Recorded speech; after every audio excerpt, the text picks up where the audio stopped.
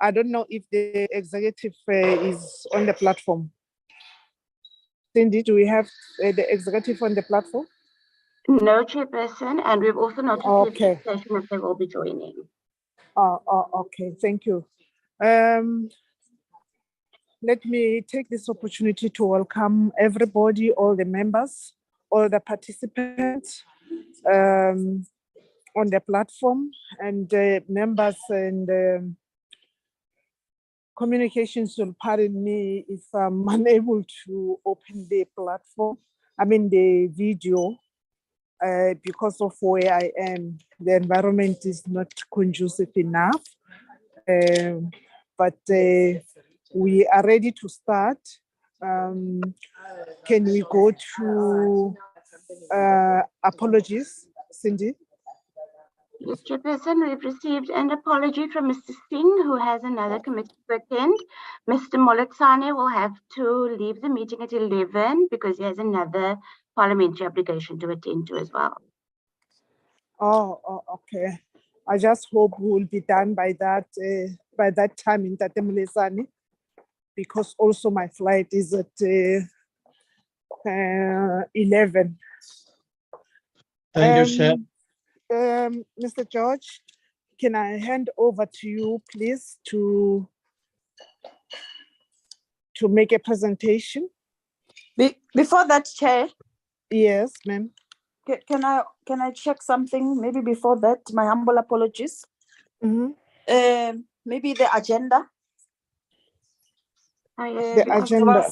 Okay. Yes, there was a request that Cindy amends the agenda. Can Cindy explain that why the agenda is not amended? Okay, Cindy. Which part of the agenda, Chair?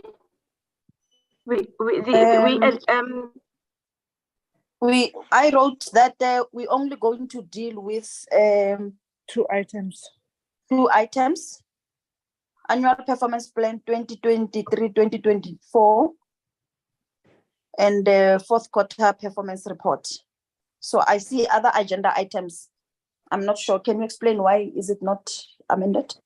Yes, Chair. That was an oversight on my part. When we communicated this earlier this week, I assumed the item that you wanted removed was the item we added, the item on the investigation. It was my oversight. Cindy, it is in writing. You can't say it's an oversight. It's in writing. I wrote it to you. It's in writing. Yes, Chair, I'm not sure if you want to bring confusion in this meeting or what, but it is in writing. I requested long time ago, myself and the chair, we requested that we amend the agenda because the Secretary to Parliament was not present, was on leave, and he had made a request that we park the other items, but we just focus on the performance on the fourth quarter report and the annual performance plans. Saying that, Chair, maybe just to save time, can I propose that we amend the agenda? Okay, I think that's in order, Chairperson. Can I hear from the members if they agree? But this is something that we have tried to deal with before coming to the meeting. To the meeting, yes. Yeah. We tried to do that, Chair. Can we move with that understanding? Thank you. Let's amend the program. Chair. Yes. Hi, Chair. I'm not in. Maybe the co-chair can perhaps explain what has happened, because I can hear the conversation between her and Cindy, but it's unclear to us as members as to why there was an amendment of the agenda for discussion today. And could we also get a report back on the matter that was to be tabled today on the investigation of the fire, just so that we are all on the same page, Chair, please. Thanks. Okay. Thank you. In brief, Co-Chairperson, can you repeat yourself? Okay. Thank you very much. Thank you. Good morning, members. Procedurally, before the agenda can be issued, we must agree what needs to be taken before the committee. And of course, we cannot just bring items that will not have any backing information. We try our level best to fairly inform people who are supposed to come present to the committee timelessly so that they can prepare themselves. So that when they give information in the committee, it should be an informed information that will then leave the committee satisfied. So in this regard, there were few proposals. One of them is the item that Member Kwarube is talking about, the report on fire, which did not form part of the presentations in our previous meeting. We then agreed that it will be deferred to this meeting. But unfortunately, the STP was on leave and he was not informed. Upon him receiving the agenda items, he then requested that we please defer these 3 items to the next meeting so that he can then get more information and present, so that he can come and present to the portfolio committee.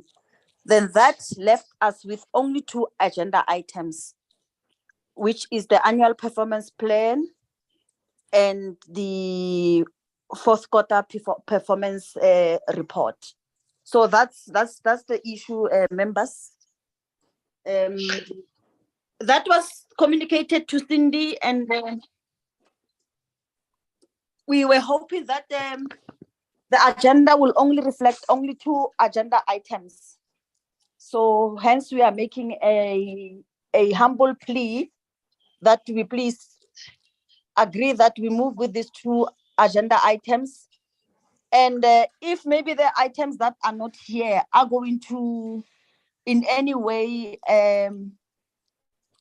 affect your debate next week, I think you will be welcome to personally talk to the STP if there's information that members will then require for their debates. Will maybe allow them to personally communicate with the STP. So that's my humble plea, Chair, that we please agree that we amend the agenda. Thanks. Okay, well presented, Co-Chairperson. Thank you very much. Honorable Kwarube. Thank you. Thank you very much, Chair.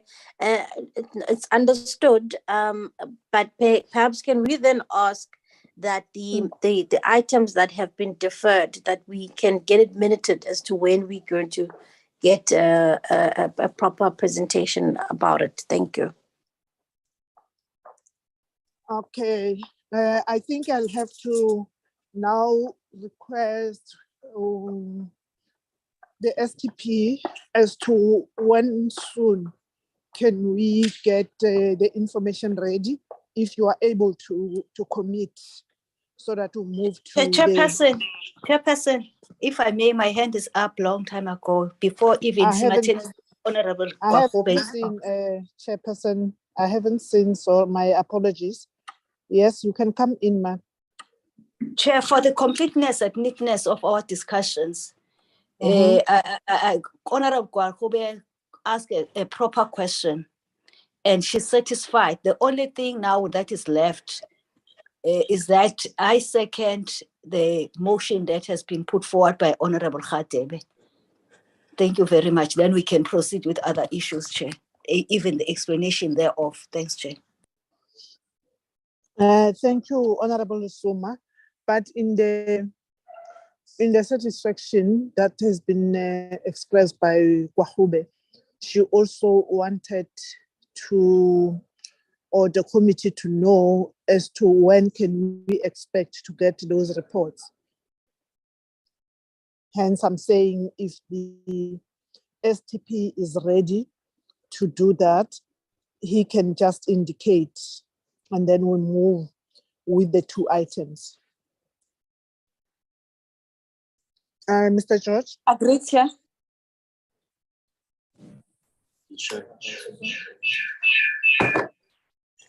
Mr. George, are you able to commit now?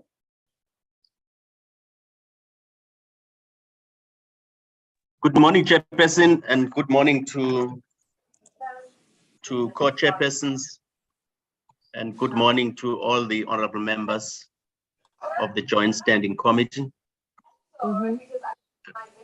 We will be presenting the strategy review as well as the annual performance plan. And this speaks to, I hope the presentation is showing, Chair. Yes, it does. Wonderful to see you here. Really after the team. Thank you very much. It does.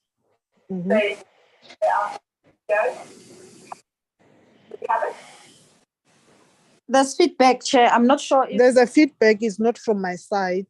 Somebody's mic is on. Becky There's Hadebe's the mic sound is of the TV. on. Leo Sibanda. Leo's mic It's is me. on. It's myself, Chairperson. I've connected on his laptop. Okay. But there's still a background that is echoing behind. Not anymore. Thank you very much, Honorable Chairperson, and thank you very much to honorable members. We will be presenting the work that we have done during this period, and it covers two areas. The honorable members may recall that the last time we appeared before the committee, we presented Q2, and we also presented Q3. In both those sessions, we indicated that simultaneously, we are reviewing the strategy of Parliament with the intention to start identifying the framers for the macro strategy towards the 7th Parliament. We have done that work quite comprehensively, starting from November, as a basis to start effecting the shifts in the last APP of this term of office, meaning what we'll be sharing will be contextual issues that are framing the macro strategy of the 7th Parliament. At the same time, present the APP around the last leg, which is this April to March next year. The background around this work, Honorable Chairperson, is around us in November having conducted recording in progress, a 4-year strategy, a 4-day session where we brought along a number of stakeholders, outside stakeholders, to help us critique how we approach matters, at the same time help us reflect deeply on the core mandates of Parliament. It was quite a successful session, honorable members, wherein the executive authority, members of both houses of Parliament were able to partake in the discussions. At the same time, also a number of policymakers that have a keen interest to Parliament, including civil society members.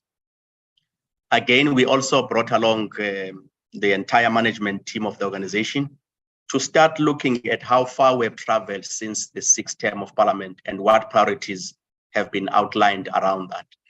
Essentially, the outcome of that spoke to critical areas that must help us to move the approach of Parliament in performing oversight, so that the areas around the intensity of our focus on activities, on inputs, is strategically shifted towards measuring impact and outcomes. Out of that, we then created what we call the draft macro strategy framework for the 7th Parliament. Honorable members, you will recall that at the time the 6th Parliament took office, these were the framers of the current strategy. And those largely focus on the work of activities of committees, what we broadly call inputs, including activities in both houses as well as committees. But at the core of it, the appetite has always been moving towards measuring outcomes and impact. And so far in the current term, as we close next year in March, we have not been able to invest sufficiently on shifting this kind of approach. We are now optimistic that as we move towards the 7th Parliament, we will be beginning investment as Parliament towards a data-intense approach to informing oversight of Parliament, a data-intense approach to informing scrutiny of our various reports that are brought before Parliament, so that we can be in a position to talk to the impact of Parliament towards the 2030 national development goals of the country, and also measure, as we close next year, have we increased government's responsiveness and accountability? If so, what is the basis for Parliament to say so? The second aspect, has Parliament's role assisted in improving the oversight of the executive around issues of budget and so on? If so, what is the basis to do so? The third dimension is around the macro structural challenges facing society and our country, which is a question of poverty, unemployment, and inequality. So we have not invested sufficiently at all around having a data-intense conversation in the organization. So the macro strategy begins to make an assessment of how we can start shaping the policy and research unit of Parliament to start moving in that direction. These are the 5 areas that the closure of this term of Parliament would be required to account to South Africans on the 5 priorities that Parliament has identified for itself: strengthening oversight, enhancing public involvement, deepening engagement in the internal fora, strengthening cooperative governance, and strengthening legislative capacity. So as we close next year, the critical question would be, what will be the basis for us to say we have strengthened or we have not strengthened? We don't have data sets to be able to measure that capacity quite consistently and in a measured way. We want to move towards this measure so that we can look at outcomes for both work of both houses and start measuring longitudinally the contribution of Parliament to make shifts towards impact on the macro growth. We have also looked at what we think has been gaps in our approach, and you would see the limitations as we have outlined around the limitations on the weak oversight, and also poor public participation, the poor coordination of our efforts with various partners, and also ineffective support for constituency work of members. I've already outlined the absence of technical tools to oversee, to support oversight, and also the limitations around the unevenness of resource allocation, but also poor strategy execution in terms of our approach. We then identified in the middle the interventions we think would help us to move us in that direction, meaning creating strategic clarity across the organization's administration to make sure that when we are called upon to support the work of Parliament at committee level, at House level, and at joint level, we are consistent in our approach. At the same time, we are able to provide and surface sufficient data tools to be able to assist members to discharge their constitutional duties. We will also be looking at improving our instruments for supporting oversight as an intervention, but also look at measures to implement the State Capture Commission recommendations as agreed in terms of the work of the committees that deal with that. The new partnership framework to coordinate oversight, but also have an oversight priority model, as well as developing integrated committee planning framework, review our support for constituents offices, and also develop an impact assessment framework for bills. And these are some of the key recommendations that came out of the high-level panel. They also came under the State Capture Commission, but also look at the areas around reviewing petition systems of Parliament, as well as an overarching stakeholder engagement. These will help us then to start moving towards those 6 areas we have identified towards the desired state of the 7th Parliament.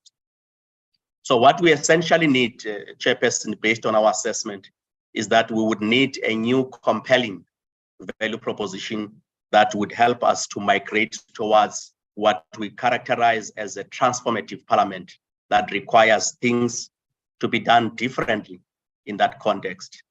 And for us to be able to do any of this work, we would be looking at the 7th macro framework themes that we've identified around the transformative parliament, the responsive parliament, the collaborative engagement, and effective stakeholder excellence. Underpinning all of that is for us to drive our work across divisions of parliament and across the clustering of the work of committees to support them towards achieving operational excellence.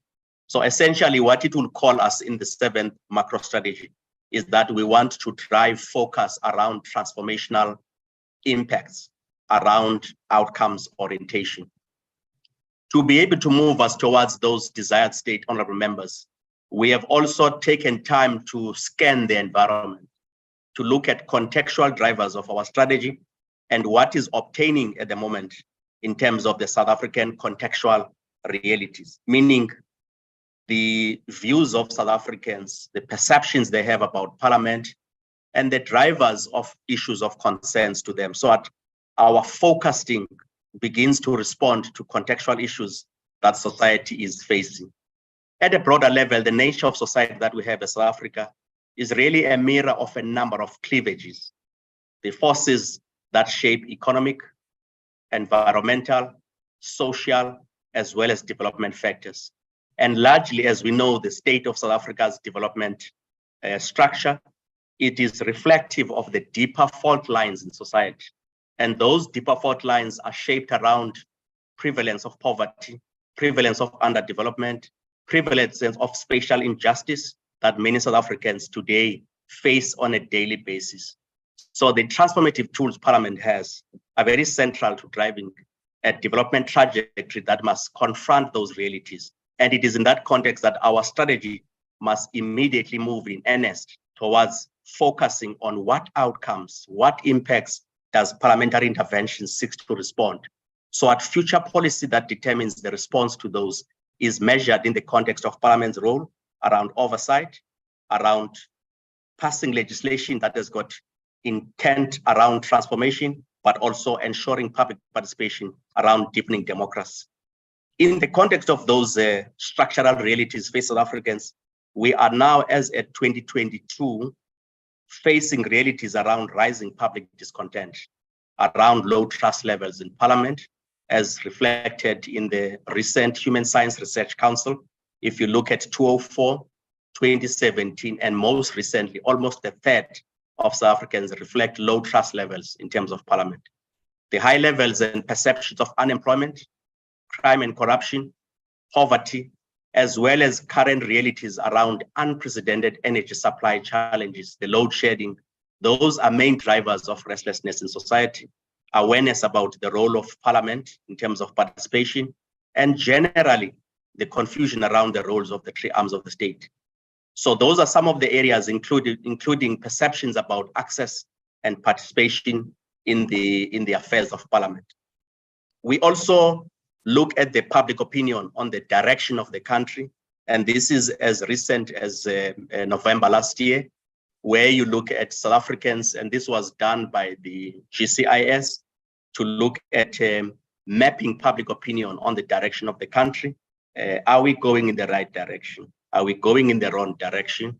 And you could see the interplay between the feeling that we are going in the wrong direction as a country, and also looking at areas where people believe that the country has moved, is that there's a direction that is fairly positive. And when you compare those two areas, the levels of discontentment are quite showing restlessness, but also there's a bit of optimism by citizens in a number of areas where otherwise would have felt in a very negative way.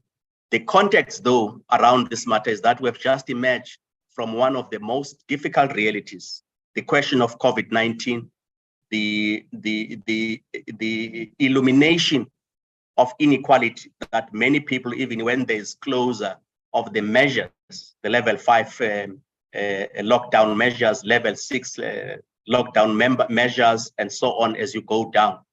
Some of the people where people cannot even move stayed in informal settlements. So how do you say isolate to a person staying in a shack in Khayelitsha? And how do you say to a person staying in Alexander, isolate? So some of the measures have also increased the levels of glooms in society, but many other issues where people lost their own employment and livelihoods, they cannot go and trade in taxis and so on. And this is the context in which people, as we emerge beyond that, are beginning to show those signs. As the parliament will be closing its 6th term next year, we are currently sitting at levels as at the measurement released last year by Human Science Research Council on the social attitude surveys, that as at 2021, 2022, the levels continue to drop down. The percentage of people that believe, by the time we started measuring this in the 2nd parliament, the picture moving up quite optimistically in certain areas, but generally showing the distrust level towards parliament. So the macro strategy of parliament must answer the fundamental question: how do we move this 29% rating to move it up to 50, move it to 70? What will be the drivers to be able to bring back the positiveness in the trust levels? Also, on the area of measuring these results as released last year, you would see the intersecting points between trust and distrust, and a number of people indicating their neutrality around those areas. The overwhelming sentiment, though, is that you could see that the distrust levels are still occupying higher levels. At the level of satisfaction with the role of parliament versus satisfaction generally with democracy, again released last year, the trust levels are beginning to show that there is emergence in 2021 of the positiveness surpassing the satisfaction with democracy. And ours will be to examine those points as the administration of parliament. So at the level of advice, support to committees when they perform their own respective role in various clusters, we are able to see the shift towards reliance on parliament intervening in areas where there's feeling that things are not moving. What are some of these drivers where people feel the reason for the direction of the country is moving either positive or negative? You can see the pushback factors around wrong direction. The main structural issues of unemployment, the issues of corruption, as well as levels of crime are the major push factors that are very central to driving discontent. On the one hand, the interventions around grants, almost in all areas and strata of society, in urban centers, in rural areas, and semi and peri-urban, people are appreciating that there is move in the right direction, and perhaps is to migrate these areas towards the greater levels of direction. Perceptions on the role of parliament. It will also be important that as we move towards the 7th parliament macro strategy, there's greater levels of public awareness education driven by the parliament's public perception participation unit, supporting members during constituencies, and also taking parliament to the people to make sure that people have a greater level of empowerment to know the role, not only of the 3 arms of the state, but also to know that parliament's role is that of oversight, its right of lawmaking, is that of public participation. It is not the executive, but its role is to exert greater levels of influence for measures. So there's still a feeling that parliament needs to intervene quite in a number of areas, almost as the executive's role is. So on the 3 areas that we are looking at impacts and outcomes, this is the reality of inequality as we look at, and probably at the level of examining the tools for the budgets that gets passed in parliament, the budget speeches, the quarterly reports by various departments, we have this reality as we approach the 30 years of our democracy as South Africa, that we still have the unenviable status in terms of comparison of Gini coefficients, which is the measure of inequality. We are currently sitting at 63% compared to countries that are within the developing state as ours. And these are the drivers largely of the structural levels of inequality. If you look at other developing country context that have largely experienced similar levels of underdevelopment like us, they have been able to move quite sufficiently to broker the points to be less than 50%. And hopefully we are able to move in that direction as a country. The UN frames the 40% levels as quite dangerous, meaning that they could be drivers of civil unrest or riots if there is no meaningful interventions to lower those areas. On the second area that is in the sixth Parliament's focus priorities as we close Parliament, the issue of inequality and underdevelopment, there is a number of areas we have looked at, and we will be examining these beyond 2022, so that at the work of committees, when questions of oversight are asked in social cluster, economic cluster, infrastructure clusters, and so on, the examining tools begin to ask questions. What is the contribution of this budget towards reducing the Gini coefficient? What is the contribution around poverty and inequality? And you could see the progressive shift so far towards positive reduction on illiteracy, but also the stubborn reality of poverty is a major area as we go forward.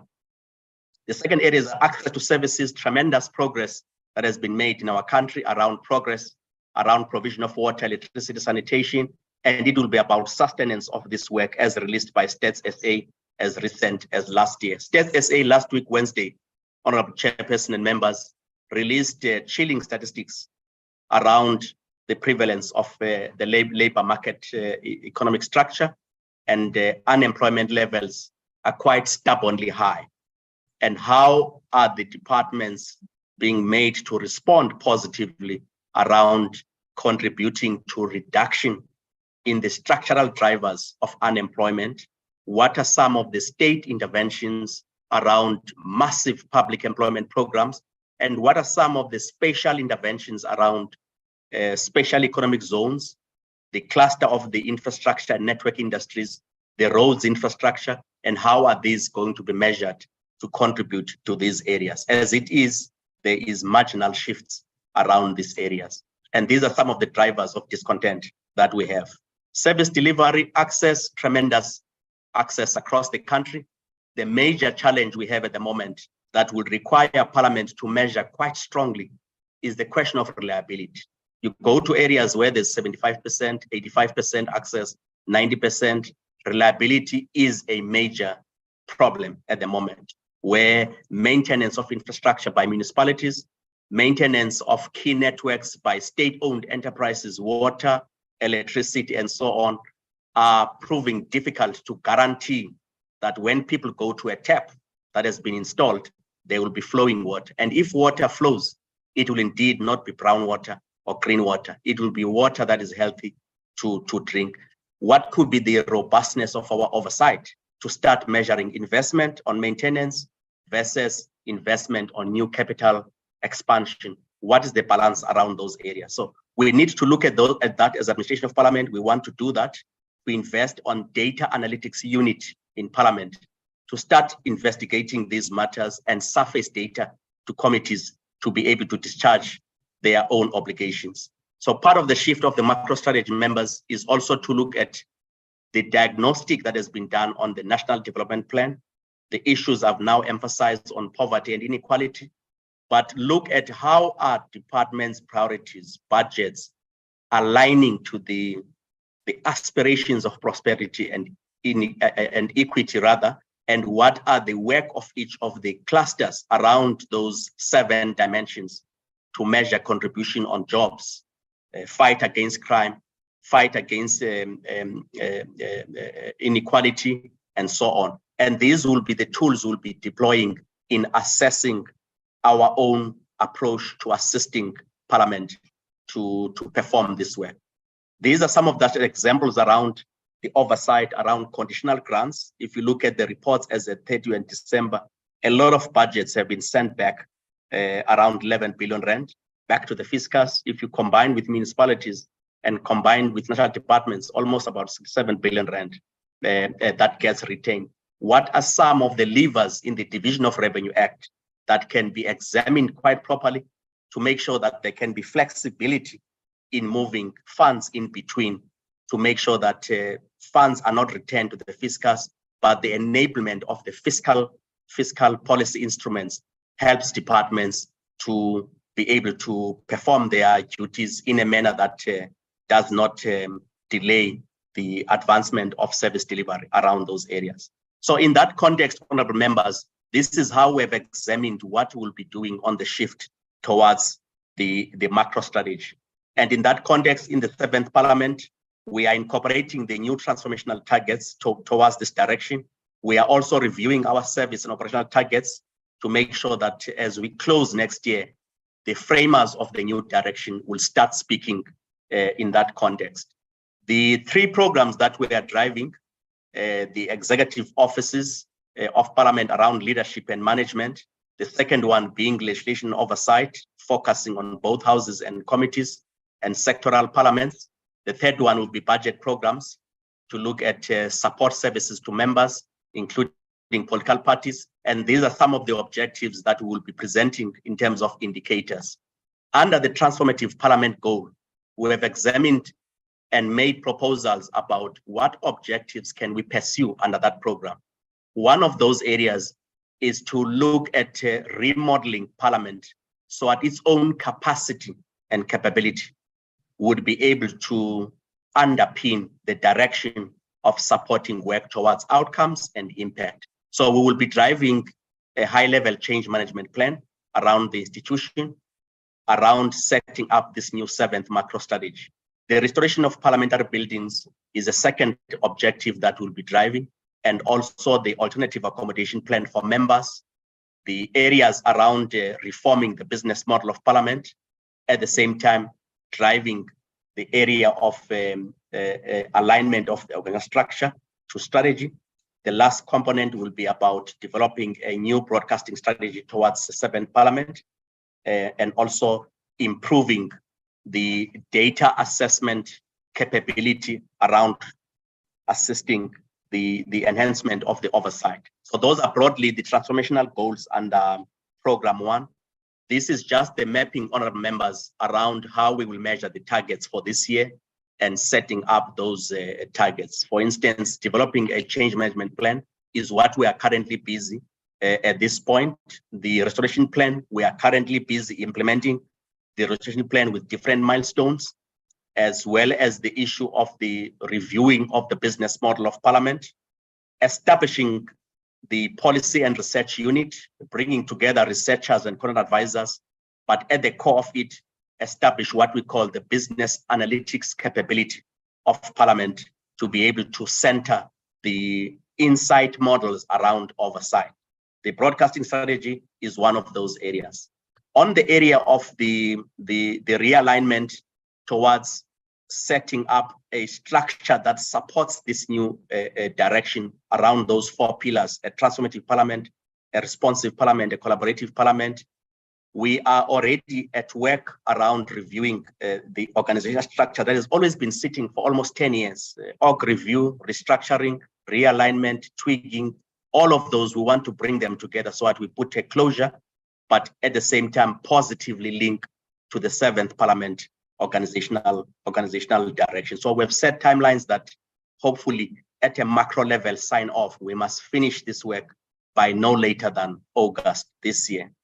We also want to be decisive in professionalizing the parliamentary service to make sure that areas where there's weaknesses, we are able to implement reskilling and also the grouping of functions in a manner that supports the macro strategy. We are seized with that task as we speak, and we will also be improving the digital strategy of the organization to support these professionalization objectives rather.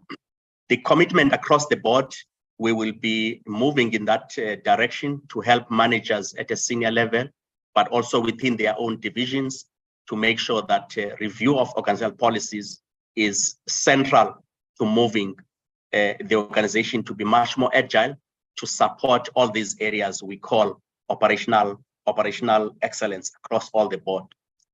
This is some of the progress of members so far in looking at analysis of each business unit. If we were to say, let's align the structure to the new direction, what work has been done so far around the org review? And this is just mapping of the progress at a unit level. And we would now be looking at areas. If you see under comments, the design has been done, and we'll be looking at how we align it to the 7th macro strategy without starting afresh, but looking at detailed work done so far and align that work. And we are almost done with the assessment across all divisions, and we are now finalizing the legislative sector support services that requires us to interface with provincial legislatures rather. So broadly, there's been progress around that area. Some of the positions that have been not filled for quite some time, there's been progress. And I am glad to announce that also at the level of the Chief Financial Officer, we have recently appointed a Chief Financial Officer who has started in May, Mr. Jason O'Hara, who will be speaking later on the financial aspects of this report.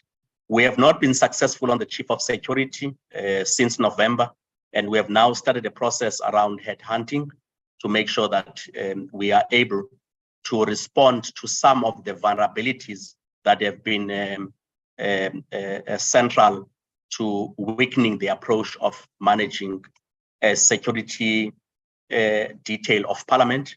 And hopefully, honorable members, by July, we are optimistic that this position too must have been filled to provide necessary levels of stability in that area. These are some of the satisfaction members in terms of the targets we have set for member satisfaction. The operational targets have been reported for the last 4 years. And for this current financial year, 23-24, we are setting those targets for the year. On the second program, honorable members, the implementation of the Commission on State Capture will be a priority. The area of reviewing oversight model around the data intense work that we want to support the work of oversight committees. The committee planning framework, we will be reviewing that, assisted by the information we will be getting and guidance from committees, how to create greater levels of cross collaboration by committees.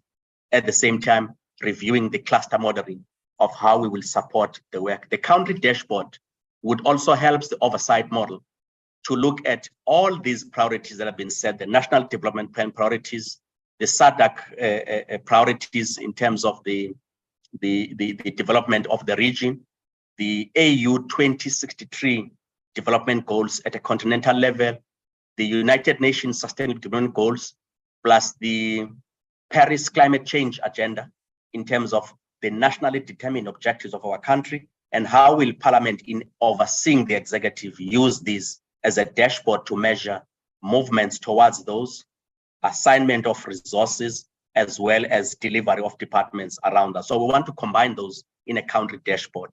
We also want, as part of maturing our parliamentary performance management strategy, to also look at setting a clear scorecard that would suggest on how we will track and measure performance at NCOP, how Parliament will track and measure performance at the National Assembly and Parliament as a whole, so that there's a clear alignment between individual business units, how they work towards supporting the work of each house, and how the combined work of both houses begins to shape the scorecard of Parliament as an institution around its core mandates of oversight, lawmaking, and public participation. We will be investing on data modeling and scenario tools, and also the partnership framework on oversight with provinces.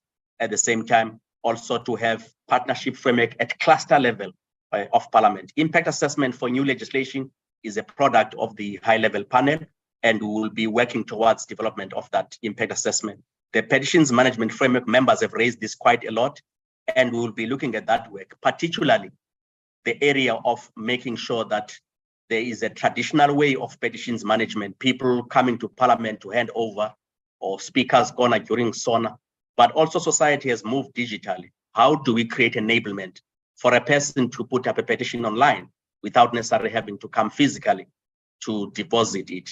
What other instruments we can do, hotlines and other measures that can create a fairly robust infrastructure of enabling Parliament to receive concerns of society around areas that drive concerns for members of society. International Relations Capability Unit will be revamped, strengthening its role so that the deepening of the parliamentary diplomacy is not weakened. The oversight, monitoring and tracking mechanism of interventions made would also be central. Members will be able to see when we present Q4 some of the areas where the oversight will require significant revamping. This is just a detail, honorable members, of how we have put those 9 areas I've outlined in terms of the scorecard format, the targets for 2023, and how we'll pursue those in different areas. So I'll move speedily on those areas. On the areas of Program 2, these are targets that we have set for member satisfaction, and we are tracking those. And by the time we start 2024, we will then be able to review the entire term performance and how we then improve member satisfaction almost at the point of instance. At this point, we follow it through surveys after 6 months and so on. But we also want a situation where a member receive a procedural advice and be able at instance to respond, I am happy with what you have given me as my administration of Parliament. And this is the rating I am giving. And so far, we are unable to track the real-time response of members on how we are servicing them. So we want to revamp this. We also want to do the same, honorable members, for members of society when they visit Parliament, and also committees that are inviting the executive to come and account quarterly on the APP. So that when a person visits the visitor center, we are able to pick up information data from that person. If it's a board of ESCOM coming to appear in Scopa, or it's a water board with the ministry coming in a water and sanitation committee. At the time we receive them at the visitor center, how do we pick up their information? How do we have a system that says, at the end of the committee, how do you feel about the work of the committee? Are there any areas of improvement? How do you receive the services of Parliament General as you walked in and you came to the committee? Are there any areas? Then we are able to see that the service commitments to improve our environment is measured on real time, the same way that you would walk into any of the service frontline institutions, SARS, or you walk into a telecom store. By the time you leave on your phone number, 5 questions have been asked, you are able to rate the service that you have received. What are some of the data informatics we can deploy to improve generally the infrastructure around gauging happiness of members, or satisfaction rather, with our services? We will be moving in that direction. I would like to, in the context of the budget allocation for this quarter, honorable members, just indicate that through our own priority setting, divisions, as well as the rebuilding of Parliament, our total budget that we have requested is around 4.3 billion. But from the national appropriation, we received 3.8 billion, and that left us with a shortfall of 443 million. And this is in terms of the legislation that governs our works. FMPLA allows us to retain funds and also utilize those funds. So the gap we have on our own saving, we are looking at funding that shortfall using the savings that we have over the period. And these are the allocations we have on the indicative budget versus the request along those economic classifications on the projects we have. So the total 443 we have under the red column, it indicates where we are sourcing those funds and how they would assist us. So far, it is a relief because we have the funds, but we're projecting that if we were to continue relying on utilizing the funds, we will not have them in subsequent years. And the points we have raised in the Joint Standing Committee in November and September that there's a need for Parliament to rethink its budget, to start developing what we call the funding model for Parliament. We are starting that work. We have completed the terms of reference for that work.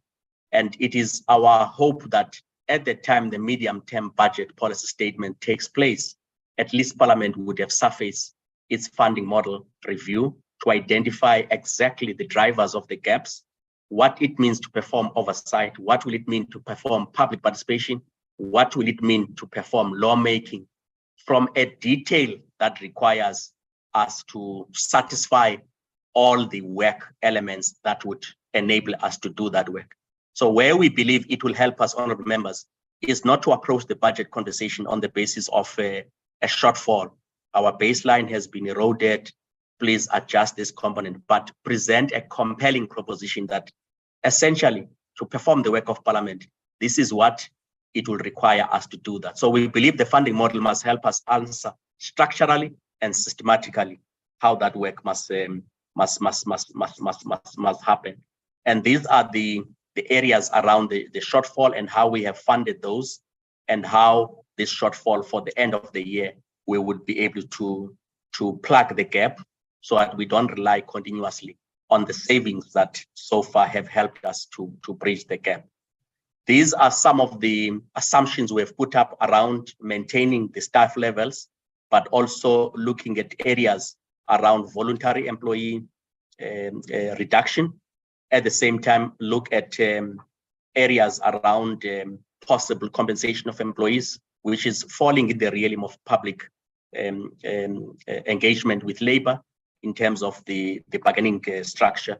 We have taken into account the prevalence in other state-owned enterprises, as well as the public service in general.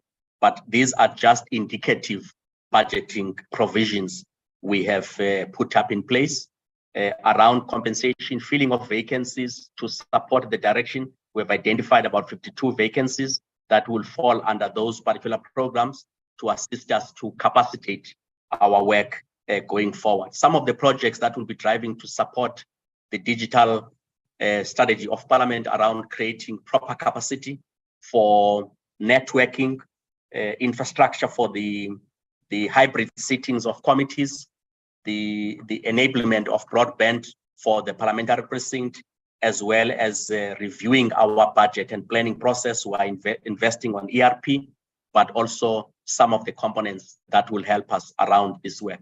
These are some of the targets we've identified to drive transformational overall targets, and these are the funds we are allocating as a proposal around the meeting of those budgets. Departments have asked an additional 94 million, and the breakdown is 17.5 and 76 for the HR, but these will be done on a prioritized basis in line with our review of the structure. I would ask the CFO to continue from here around the various areas I've outlined from slide 55. These are more budget intense allocation by each of the division. So I would ask the CFO, Mr. O'Hara, our new CFO, to have his maiden input around this component. Through you, Chairperson. Thank you very much.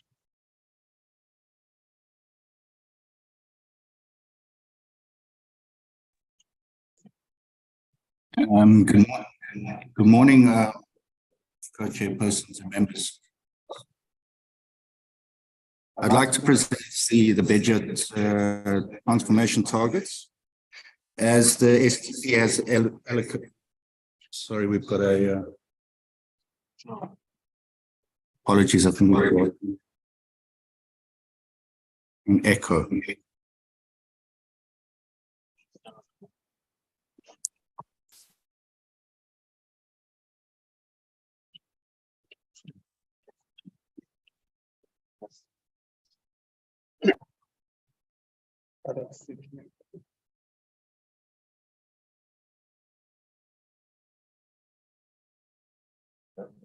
Yeah, can use this one.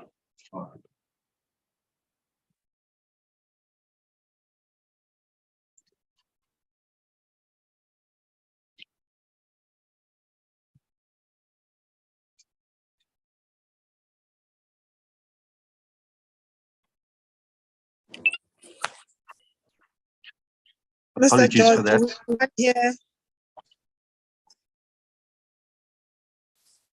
Self all, Yes, ma'am. are you ready to I am. present? I apologize for that. We had a bit of an echo in the room. Oh, okay. Okay, thank you. All right. Thanks very much. If we have a look at our breakdown, we've got a budget allocation for our transformational targets. As you can see, it's broken down into our programs, administration, as well as legislative and oversights. This will total 58 million. And as you will see, it has been broken down into the relevant divisions. Over and above that, we've also broken it down into the cost of employment as well as operational costs. So as you can see within administration, we've got an amount of 23 million for human resources, parliamentary communication services of 15 million, government risk and compliance units for 2 million, member support of about 700,000, National Assembly 650,000, the National Council of Provinces of about R1 million. Knowledge and information systems is sitting at 950,000, and then we've got LSS administration of roughly 14 million. So we've got 58.2 million of the budget was identified and included by divisions to achieve transformational targets.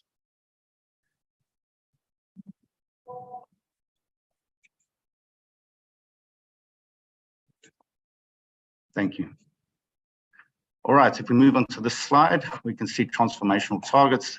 This gives us an overall understanding of the detail, what is broken into per division. As you'll see, the human resources of the 23 million, this mainly relates to the increase in institutional effectiveness and efficiency through the implementation of high-level change management plans.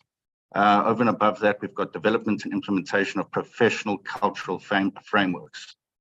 When we look at parliamentary communication services of roughly 15 million, this relates to the new communication technology, as well as training on technological developments. We've also got governance, risk and compliance unit of 2.4 million and member support of 735,000. We then move to National Assembly.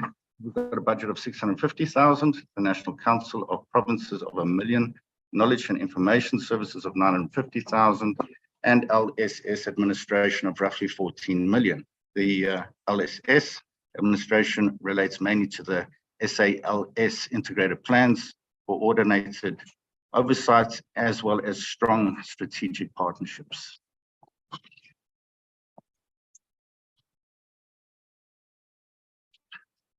Good. If we move to the transformational targets, this is the requests from our divisions. This gives us a breakdown of roughly the 94 million that the STP did mention earlier in the slides. We can see again on the left-hand side, it's broken into program 1, administration, as well as legislation and oversight. Our programs are strategic management and governance, financial management office, institutional support, parliamentary communication services, governance, risk and compliance units. Within legislation and oversight, we do have National Assembly, the National Council of Provinces, core business support, the Deputy Secretary, which is core, and our LSS administration. The total amount derived is 94 million. And as you can see in the splits, we are looking at cost of employment of 76 million, which makes up the majority of that allocation. Of the operations, we're sitting at 17.5 million. So the additional request of 94.2 million was received from our divisions to achieve their transformational targets. 76 million, as I mentioned earlier, relates to the positions that must be graded and evaluated by HR as they relate to new positions taken into account the underfunded wage bill as well of the institution.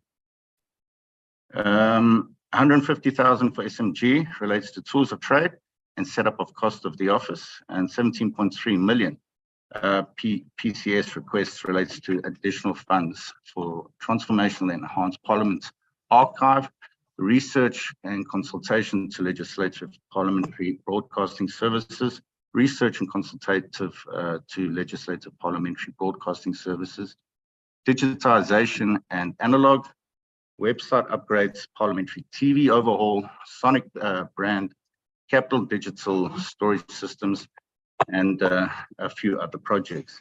The additional request of 15.5 million for human resource requirements should Parliament assume the responsibility of facilities management currently overseen by DPW. If we have a look at our current funding model, this is a breakdown of how we expect to fund our budget. As you will see, National Treasury, the appropriation is 3.9 billion. We expect to take 370 million from retained earnings. We're also looking at 113 million from retained earnings from the disaster plan, donor funding of 58 million, own revenue of 15 million. This will give us a total of roughly 4.4 billion, 4.45 billion. Okay, so we've got now the budget allocation per program. This gives us the overall budget composition. As you'll see in the following slides, the budget will be broken down into more detail stemming from this particular slide. As you will see, administration, we're sitting at 2 billion, legislation oversight, 894 million, associated services program 3, sitting at 930 million. We also have direct charges of 470 million. That totals the total allocation of 4.4 billion rand for the year.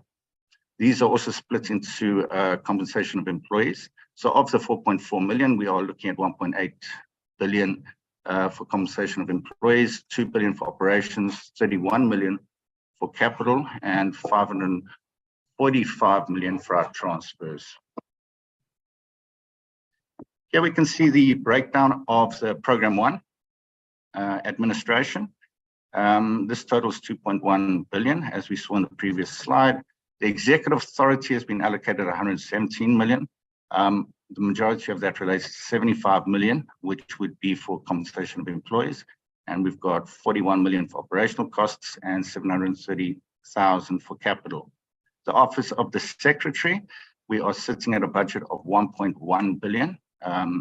Of that, 61 million relates to COE and 1.1 million relates to operations. When it comes to parliamentary projects, we are sitting at a budget of 161 million for the year, and that is sitting underneath operations. Corporate services, we've got a total budget of 691 million. The majority of this amount is made up of 507 million relating to compensation of employees and 159 million relating to operations, and a small amount of 24 million relating to capital. When we look at our sub-programs, this is a breakdown of the executive authority. The Office to the Speaker, we've got 65 million allocated for the year, made up of 40 million for COE, 25 million for operations, and 460,000 for capital.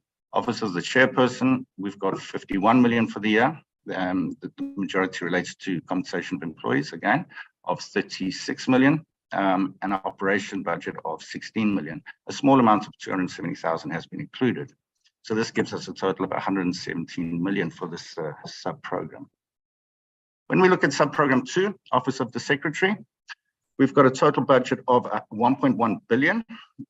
This is split accordingly between the Office of the Secretary, the institutional vacancies, and the large amount of disaster recovery rebuild, of the rebuilding of parliaments. Office of the Secretary has been broken down into compensation of employees and operational costs for the year.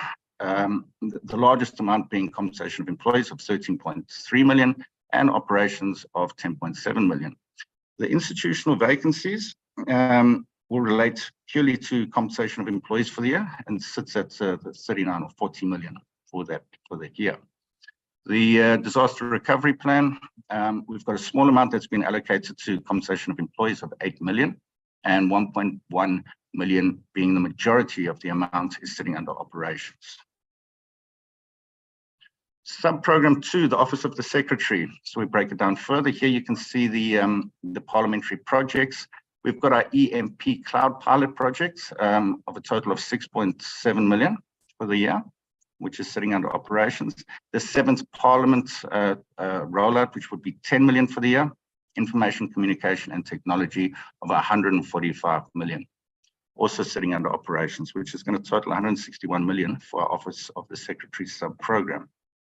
Sub-program 3, corporate services, being one of our larger ones, has been split into the numerous divisional management offices. As you will see, strategic management and governance is sitting at 19.6 million, split accordingly to COE and operations, the majority sitting under COE of 16 million. Financial management office, we've got a budget of 56 million. The majority also sitting under COE of 52 million. The operations of 3.9 million, capital of 53,000. Internal audit, 22 million. Compensation of employees is roughly 12 million. Operations 10 million and capital of roughly 370,000. The registrar of members' interests is sitting at 2.1 million for the year, split into COE of 1.9 million and operations of 235,000. Human resources, being one of our larger amounts, total amount is sitting at 155 million for the year, which relates to COE of 120 million, operations of 35 million and 133,000 allocated for capital. Information communication and technology, we've got a budget of 111 million for the year, which is made up of 63 million COE, operations of 39 million and capital of 10 million. Institutional support services, being I think the largest out of the allocation here, is 192 million for the year. The majority of that is sitting under COE at 157 million. Operational costs, we budgeted at 30 million and capital budgeted at 6 million for the period. Sub-program 3, the corporate services continued. We've got parliamentary communication services sitting at 100 million allocated for the year. Compensation of employees of 59 million. Operations of 35 million, capital of 5.6 million. The Deputy Secretary Support Services, total allocation of 6.7 million, the majority relating to COE of 6 million and operational costs of 672,000. Our governance, risk and compliance, the amount of 6 million being split accordingly to COE, operations and capital. Member support 14 million, majority again relating to our COE of roughly 13 million. Treasury Advisory Office is sitting at 3.4 million, the majority of that being COE of 3 million and operational costs of 275,000. So that gives us the total of 691 million for Program 1. Program 2, we've got legislation and oversight. This has been split according to the National Assembly, the National Council of Provinces, Corporate and Support Services, Legislative Sector Support, totaling 894 million for the period. As you can see, the splits, we've got the majority sitting under COE, 570 million, and operations of 308 million. A small amount of capital has been budgeted for at 6.5 million. Program 2, this is a sub-program, the National Assembly.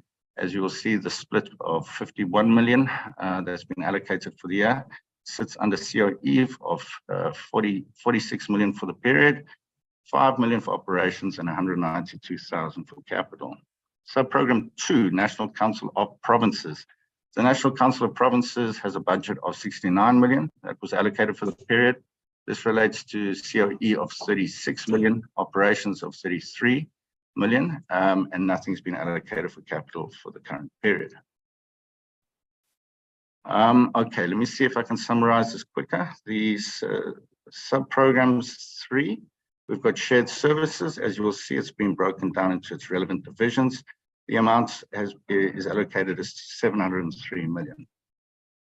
Legislation and oversight, we've got an allocation of 70 million. As you can see, the split, we've got a fair distribution between COE and operations. Program 3 is the associated services. This allocation is 930 million and has been split again into our COE operations. And we've got an allocation of 544 million.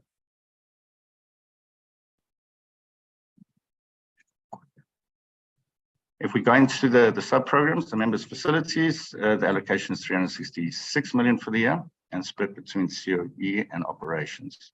Sub-program 2 is the transfer to political parties and relates to transfers of 544 million. We've got transfers to Parliamentary Budget Office of 20 million, split between COE and operational costs. And we've got direct charges. The members' remuneration is sitting at a budget of 471 million, and which is the only budget item under COE. All right, in conclusion, if I can hand over to the STP through you, co-chairpersons.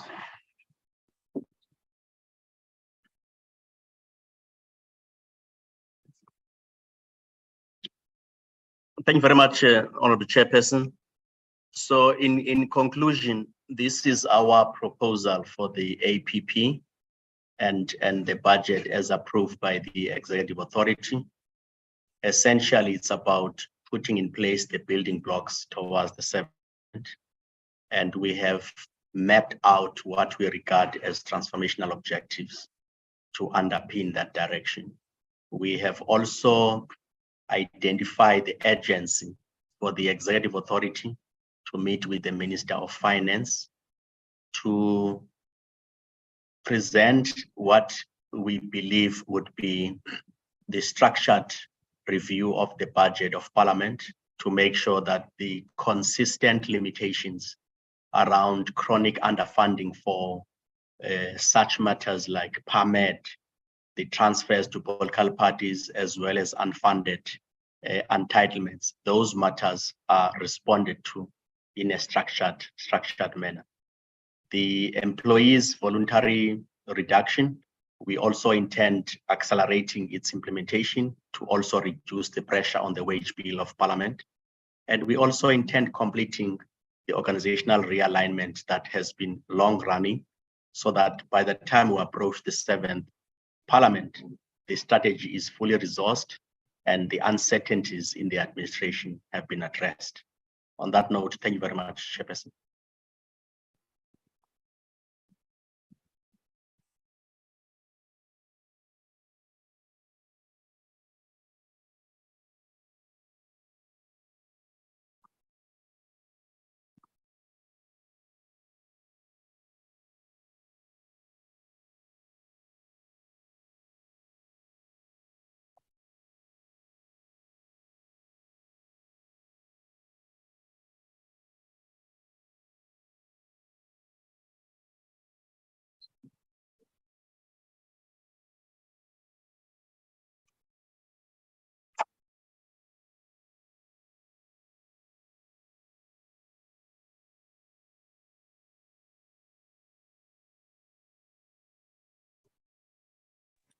Co-chairs, am I the only one with no volume? Yeah, we can't hear the chair. We are here, but we can't hear the chair. Spread to other farmers, we need the authority in the law to be able to control this.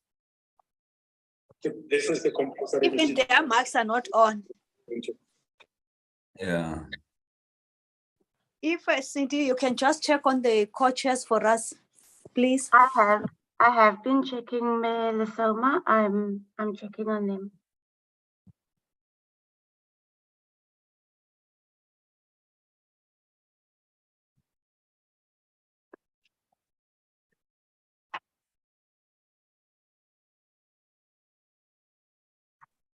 Why don't we deal with the fourth quarter report in the meantime?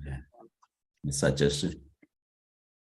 Maybe, honorable members, if we may agree with Honorable Khai's proposal, but also to say generally Honorable Khatebe then gets requested to chair. Meanwhile, Cindy's trying to get the co-chairs. If the meeting agrees, then I agree with Honorable Khai. Honorable members, am I audible now? Yes, Chair. Yes, ma'am. My apologies. I don't know what happened because I could hear you clearly. Can we take the second presentation and get to deliberations afterwards? My apologies on that. I don't know what happened. Over to you, STP.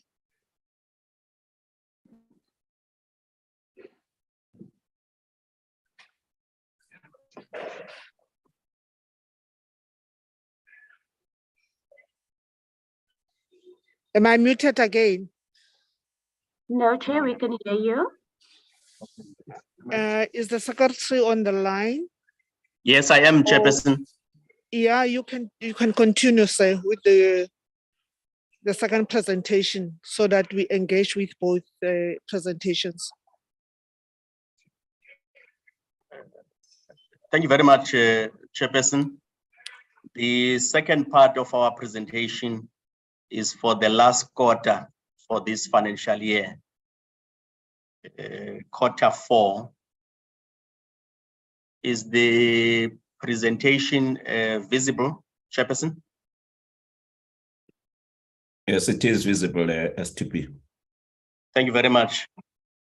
So quarter 4 is a progress for the last leg of the 23-22 financial year, which we have closed at the end of March. Simultaneously, we have also presented this to the Executive Authority on the 30th of April to ensure tabling, as well as today's referral to the Joint Standing Committee. We have already outlined this area in terms of the map of the 6th Parliament, and also to restate the priorities that were set as part of the 6th Parliament.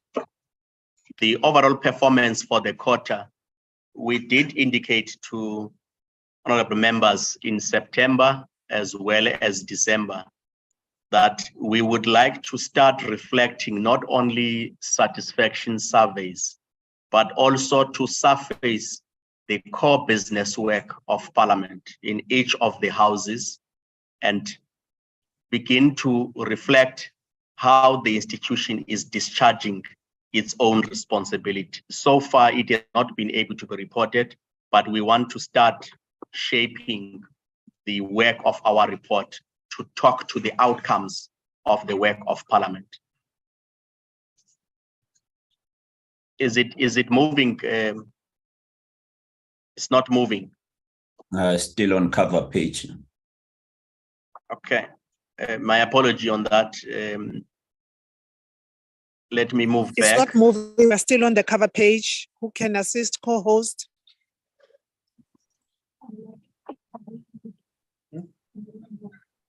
Is it moving now? Still. No, we're still on the cover page.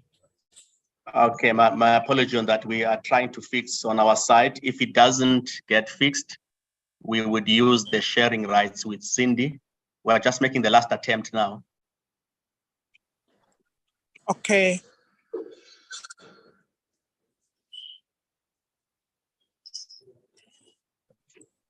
Yes, you can now move to the next slide. It's still not moving? No. Yes, now it's fine. Oh, it's moving now. Yes. So thank you very much, Chairperson. We're just saying these are the priorities that we have already outlined. I won't spend time, but what we want to show at this point, Chairperson, we are reporting the last quarter, and we are trying to make the shift from reporting numerical numbers of members' satisfaction as the only measure of reporting performance. And we're beginning to add now the core outputs and outcomes of the work of the institution. And this is just the first attempt to also just outline from the work of the committees, the work of the sittings of the houses, where we are reporting processing around oversight, the oral questions, the written questions, the debates. These are just stats of how many have been done for the quarter, and cumulatively for the year, what has been the performance of the sittings as well as questions for the houses. On the area of oversight and accountability, There has been work in this quarter between January and end of March. Honorable members will recall that we had the unfortunate loss of our founding speaker of the Democratic Parliament of South Africa, Honorable Kinwala. And there was a commemoration in the National Assembly. And also we had SONA as the major events for the quarter. The budget speech was also one of the key highlights. At the level of the National Assembly, there has been commemoration of major events in the international calendar, the Women's Day, the human rights in March. That was also a major focus for the National Assembly. At the level of the NCOP, these are just highlights for the quarter under review. The sessions around focusing on interprovincial red tape reduction, report on taking Parliament to the people, the water infrastructure investment focus, including processing of second adjustment appropriation budget, as well as a statement on the finance and revenue work. The executive responsiveness questions in the quarter for the question under review, there were about 1,209 questions. And so far, at the end of that quarter, only 1,045 have been responded to. And there's a huge number of 217 that remains unresponded around those areas. At the level of the National Council of Provinces, about 245 written questions, and so far 159 have been responded. And when you combine the 217 and the 86, it gives you almost 304 questions at the end of the year that remain unprocessed. And in line with the parliamentary rules, processing of those would be taken into account in terms of the relevant instruments for referral of those and follow-ups. At the level of questions in the houses for the year, this is the total for both houses, and the total that has been responded to, as well as the number of oral questions where replies have been given, the number of written 4224, for instance, in the National Assembly, and replies 2,200. So there's still quite a lot that still remains for the year to date. Same applies to the National Council of Provinces. The work of committees, what work has been done for the quarter under review? The Portfolio Committee on Trade and Industry performed oversight in Gauteng and Limpopo. The Portfolio Committee on Women and People with Disabilities and Youth in KZN, focusing on areas of gender-based violence, and also families of murdered young women due to gender-based violence. Committees visited those families, and also focusing on diplomatic area of work by the Portfolio Committee on International Relations. On the area of lawmaking, for the quarter under review, these are some of the legislations that have been processed in terms of their intended outcomes.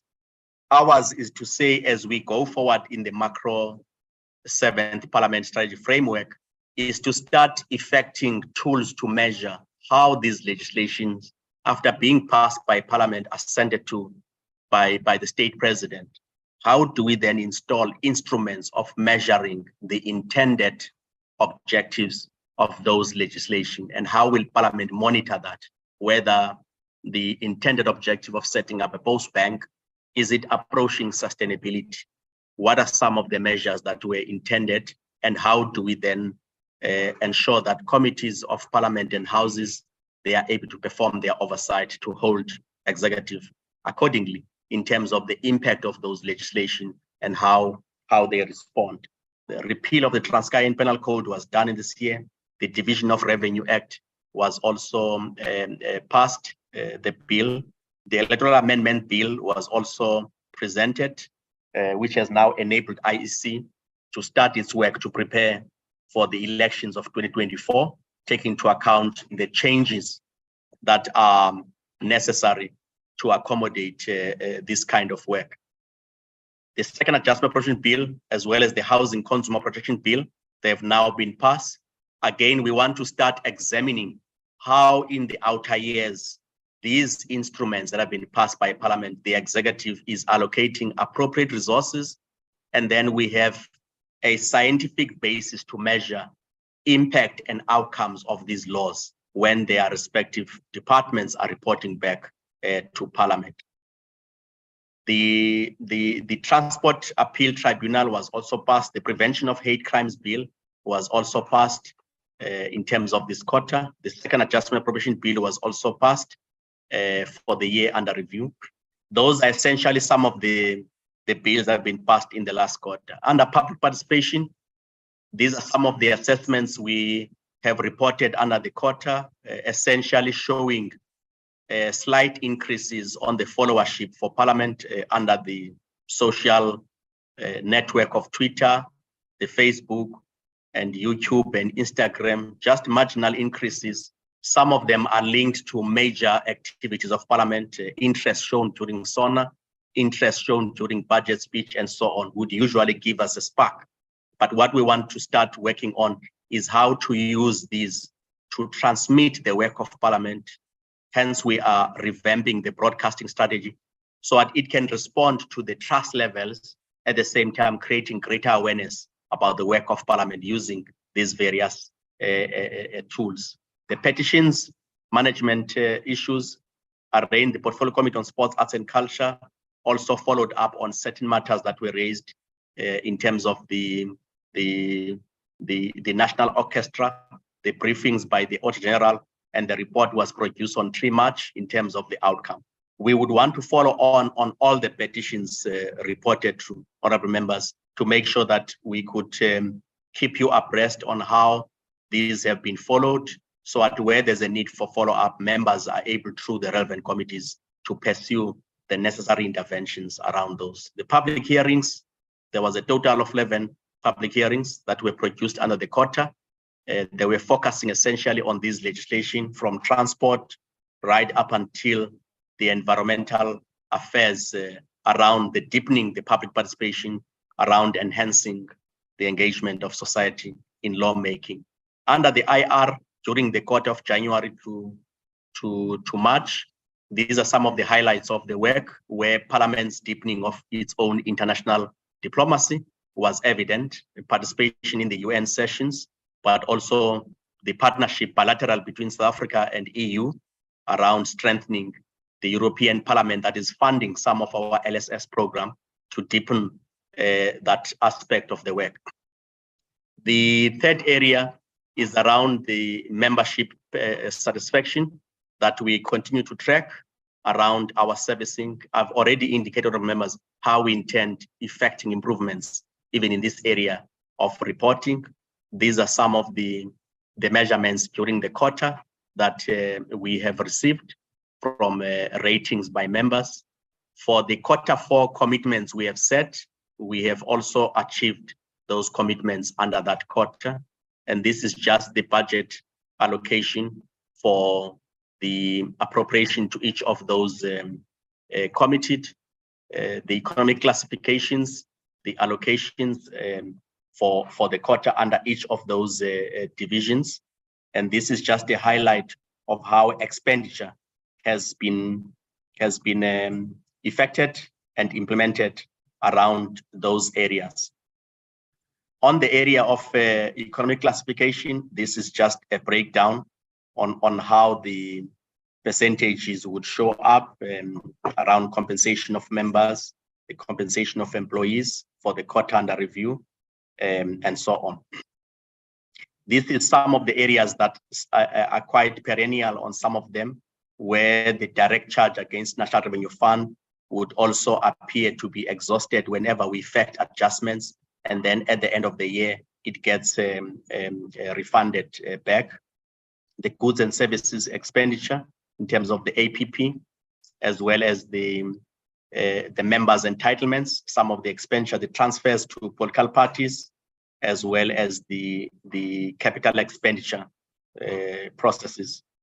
These are the high spend line items that we have experienced during the quarter under review, driven by certain areas where we would have been required, for instance, to publicize the Education Laws Amendment Bill, the Fisheries and Environment, Climate Change, the bursaries payment for employees, catering services, communication services, as well as the legal fees on some of the work that we do as Parliament. Contractors payment, those are essentially some of the main drivers of high spend rental during SONA, as well as travel and subsistence during performance of some of the core mandates, international relations, but public participation in general, including training and development budget of Parliament.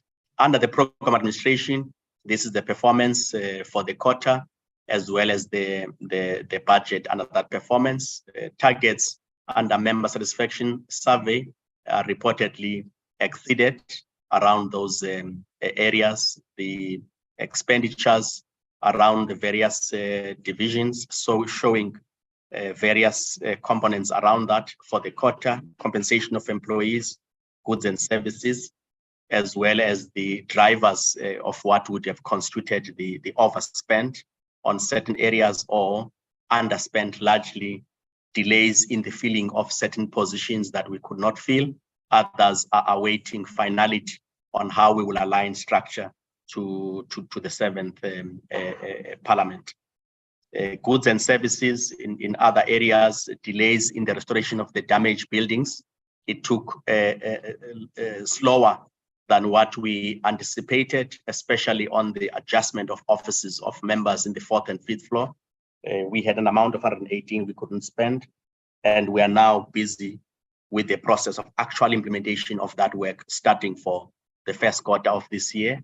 At the same time, starting the work of restoration of Parliament. We believe that the spending will then be ramped up in those areas where we have not been able to move in speed. This is just a breakdown of expenditure in each of the various offices around the sub-program spend, around the various divisions. Under corporate services, again, without going in detail, these are just the components of the spend in each of the divisions of the institution.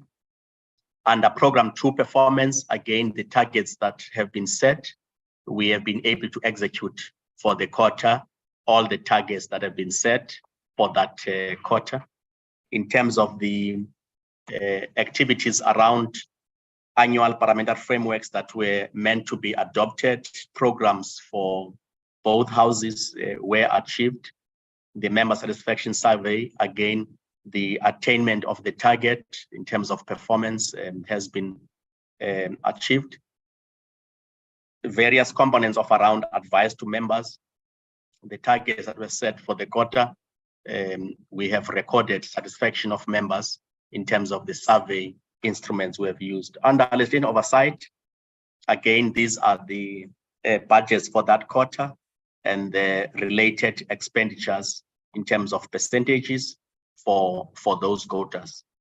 The legislation and oversight program has spent 64% of its budget, compensation of employees at 85%, and goods and services at 42%. Some of them will reflect savings. In other areas, it does reflect and drivers of our expenditure for the quarter. And these are some of the allocation under spending for both houses in terms of targets and what has been met for each of the quarter. Under public participation, external relations, these are the allocations that have been made, and these are expenditure in each of the divisions in terms of what has been allocated and what has been spent. In total, 9% of the allocation has been spent. Under the LSS sector, 27% spent for the quarter. The associated services member facilities, these are the overall performance at 91%.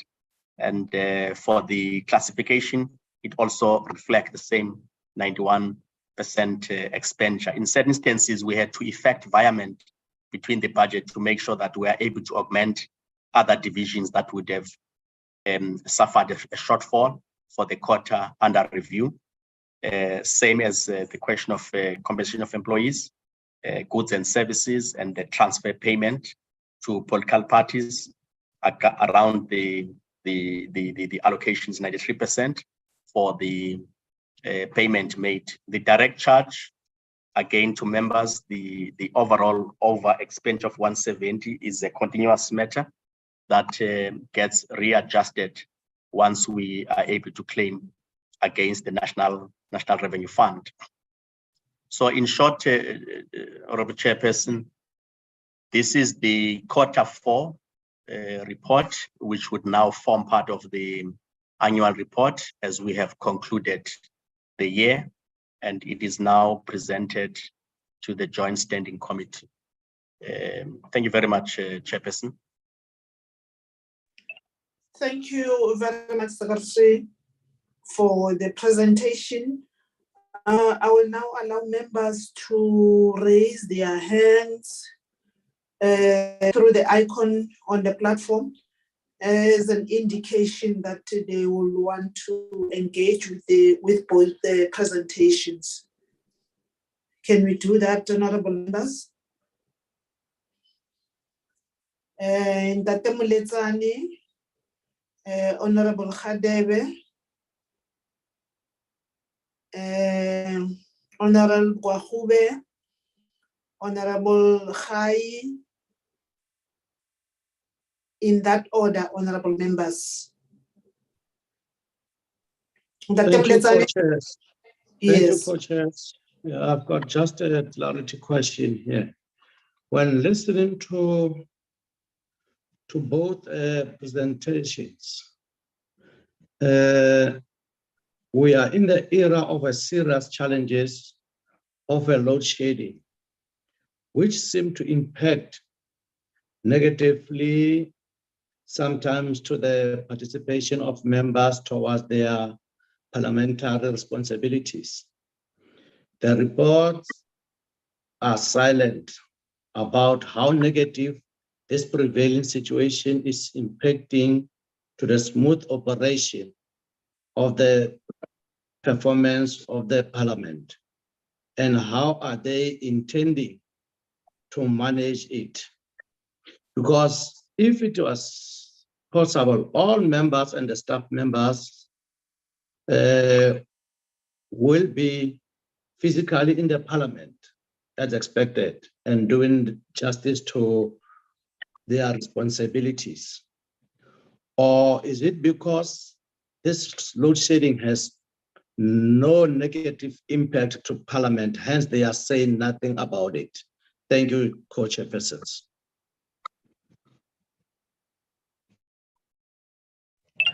The next one, honorable members, as I gave you an opportunity, you'll follow the numbers as they come. No, thank you, Honorable Chairperson. First of all, I'd like to appreciate the presentations made by the Secretary to Parliament, and then also appreciate the fact that even under adverse conditions, the Parliament basically has done its job. When you look at the number of the pieces, the portfolio committee meetings which said the number of questions which were asked to the executive, up to this point, I think that it has performed relatively well under adverse conditions. But what I want to deal with, Chair, is the number of the questions which were not answered. I think that what is critical out of that, one tool of maintaining the oversight of over the executive is the issue of the executive answering questions. So what did the Parliament do to ensure that those questions which were not answered, the follow-ups were made so that they can be answered? And then number two, Chairperson, on the issue of the new APPs of Parliament, it is appreciated that really the work is being done for the preparations of the 7th Parliament. But when you look at the strategic plan of the 6th Parliament, the issue of the MP and the issue of the constituency office work was put as the base of that strategic plan. Now, with this issue of the purported improvement on the oversight of the constituency work on the executive, what relative resources are being allocated to Parliament? Because I'll just make an example. When you raise issues as a constituency member, as an MP, you find that sometimes the department, they simply hide away or simply run away instead of responding. So what mechanism is the Parliament going to ensure that the issues which are raised at the constituencies are being followed up? Just like the other issue, the issue of the reports which we present to Parliament. Usually there are recommendations which we make that as the Joint Standing Committee or all the other committees for that matter, the PCs, there are recommendations which are being made. So what does Parliament do to ensure that those recommendations are implemented, Chair? And then on the issue of this transformation plan which is being brought in, did the administration of Parliament put enough capacity to ensure that that transformation is being done? Really, that transformation agenda is highly appreciated, and then it must be supported throughout. Thank you, Chair. Thank you very much, Chairperson. I think STP, you may have missed this at the beginning of the meeting. But there was a discussion about the presentation on the investigation into the fire, the internal investigation by Parliament. So that was a discussion in our last meeting, and there was an undertaking that was minuted that it would be presented or tabled in this committee today. So there was then in the beginning of the meeting revelations that Parliament won't be able to present the investigation or the presentation. And I just did ask the chairs if we can get an undertaking from you as to when we can expect to see that, because of course there are repercussions, and this has been ongoing for a couple of months, and I think it's important as this portfolio committee that's looking at the fire and the restoration project that we are furnished with that report. So if you can perhaps just give us an undertaking as to when we can expect to see that. Then my questions regarding the presentations. I think you went into a lot of detail about public trust in Parliament, and I think it's a very important point. And I think also public trust is driven by the institution's ability to manage its finances and to manage them well. So you have also got into quite a bit of detail on the issue around the strategic realignment. And I wanted to find out, I did pose this question last week, but I can appreciate that perhaps you weren't there. But I wanted to find out, have there been augmentation of the staff? So have there been additional appointments that have been made, either in this period where we are doing the restoration period project, or in this period where we are doing this strategic realignment of Parliament? Have there been appointments that have been made? If so, how many? Are they located in your office? Were these appointments advertised, and if you can also just give an indication of what role they are fulfilling. I think it's just going to be quite important for us to be appraised. Honorable Khatev is just now asked about what capacity is being built, and so if there has been augmentation in terms of staff, I would really like to know, especially if we're going to be making the argument to National Treasury around the lack of funding that we are experiencing. So if I can get an indication on that. Then the other issue that you mentioned is around measuring the implementation, for instance, of the State Capture Commission report. So, of course, as we know, the 11 to 16 recommendations were sent through to the Rules Committee. And I just wanted to find out from the administration side, and of course, those are voted on by the Rules Committee. And so it often is, I suppose, a political decision. They can be voted on or they can be voted down, and a number of them have already been deliberated on. So I wanted to find out on your side as the administration, how are you what does success look like when you are looking at the report, the recommendations that were brought to Parliament, and what is implemented and not implemented? So are you looking at the implementation? Are you looking at how many of them were implemented to say what success looks like? Or are you looking at whether or not these were deliberated and whether or not a decision was made on their desirability? Because I just want to understand, in our planning for the 7th Parliament, are we going to be able to put a line beneath that report and say, look, these were the recommendations, we rejected all of them, but it means that it has been a successful project? Or so I would like to know, how do we look at what success looks like in terms of that? And that's it from my side. Thanks, Chair. Thank you very much, Honorable Chair. Greetings to everybody on the platform.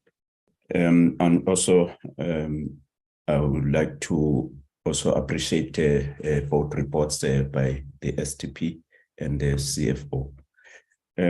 I just want to start perhaps on the issue that Honorable Kwahobe ended on. I don't sit in the Rules Committee, so it's a point that I wanted to raise with regard to the implementation of the recommendation of the State Capture Commission. I've been away for some time due to ill health. I don't know if there have ever been a table in the Joint Standing Committee on Financial Management of Parliament. If not, I would suggest that maybe at some stage they should be tabled so that we can also interact with those recommendations as this Joint Standing Committee. The second point I want to make, Chair, is with regard to the public trust. I don't know if the report is able to say what is it that Parliament was doing well from 2003 that made it to have the public trust to be around more than 50%. And now it has gone down to the 20s. What is it that we're doing well during that period? But also, perhaps, what is it that we can do to strengthen public participation?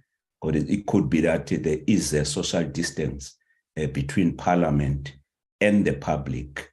Maybe we tend to be in Parliament too much than being out there with the people. But also, how do we strengthen the PCOs? What is the role of Parliament in helping the PCOs so that people have confidence first in the parliamentary constituency offices, that when they go to those offices, they are able to be helped? How does the Parliament then strengthen those offices? But I would also, the point that was raised by Honorable Khadebe with regard to the interaction between committees and departments. I was going to suggest, Chair, that perhaps at some stage we need to have a meeting as this committee with the Department of Planning, Monitoring and Evaluation, because they approve the annual the strategic and annual performance plans of departments. Because the issues that are raised by the STP, those pillars, the transformation, we're not going to be implementing those issues. All that we'll be doing is to oversight their implementation by the department. So it is therefore important that we interact with the entity or the department that also approves the APPs, approve the strategic plans, but also at some stage we could also even meet with the treasury. How does it assist in terms of meeting the development indicators as indicated by the SGPs, the National Development Plan, and as well as the economic reconstruction planning, recovery and construction plans. Those are the issues that perhaps we could be discussing, but also perhaps we could maybe that the STP could then table this the report on around the issues of trust, the meeting or non-meeting of the development indicators, but also the budget office could also have a paper around the same issues, around the issues of development indicators when we meet with the Department of Planning, Monitoring and Evaluation. The last point, Chair, on the program, I wish that we could have indicators, Chair, or targets on the issue of filling of vacancies, not just those 3 critical vacancies, but generally on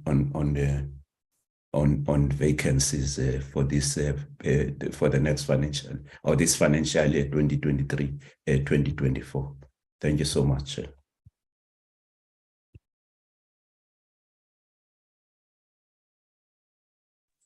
Malisuma.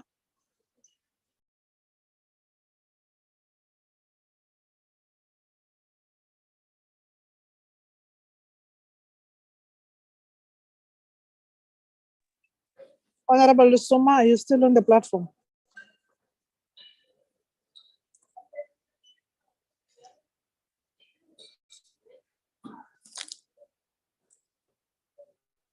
Lusoma, I can't hear you. Maybe it's a problem. She's disconnected, Chair. Oh, she's disconnected. Okay. Maybe if there's no one else who wants to engage on the matters, Yes, we can now.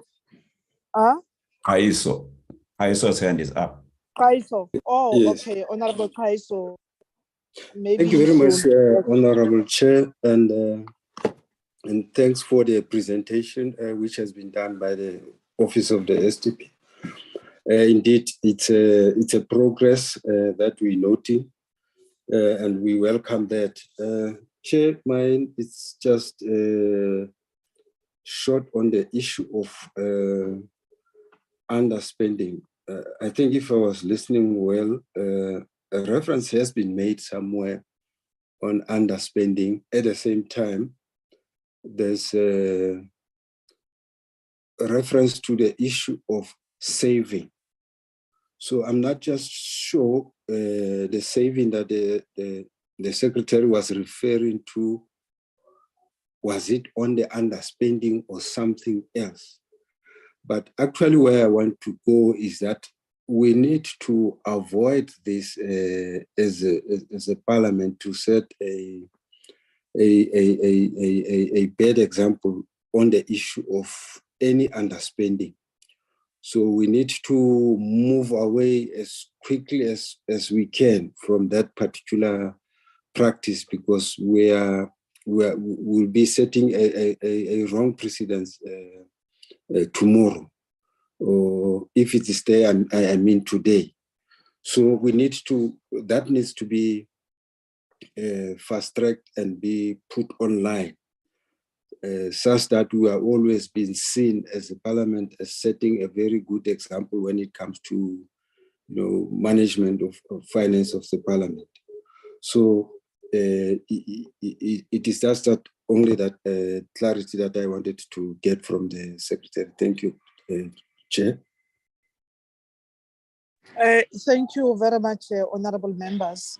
Before I hand over to the secretary and the team for the responses on our questions, and they also hand over to the co-chairperson, I think when it is good to see that we have an interest in terms of the performance or the implementation of the Zondo Commission and other things. But as and when we do that, we must check as to whether is this our mandate, or how did the parliament as an institution implement those? Because I know in one of the committees that I serve in, which is ethics, there are cases that has been referred to that because they are specifically related to that committee. So I was of the opinion that we should not overstep our mandate and want to take over the report and engage on it as if it's our mandate, because there are relevant and different sectors that needs to focus on as per the recommendations. Over to you, STP. No, thank you very much, Honorable Chairperson.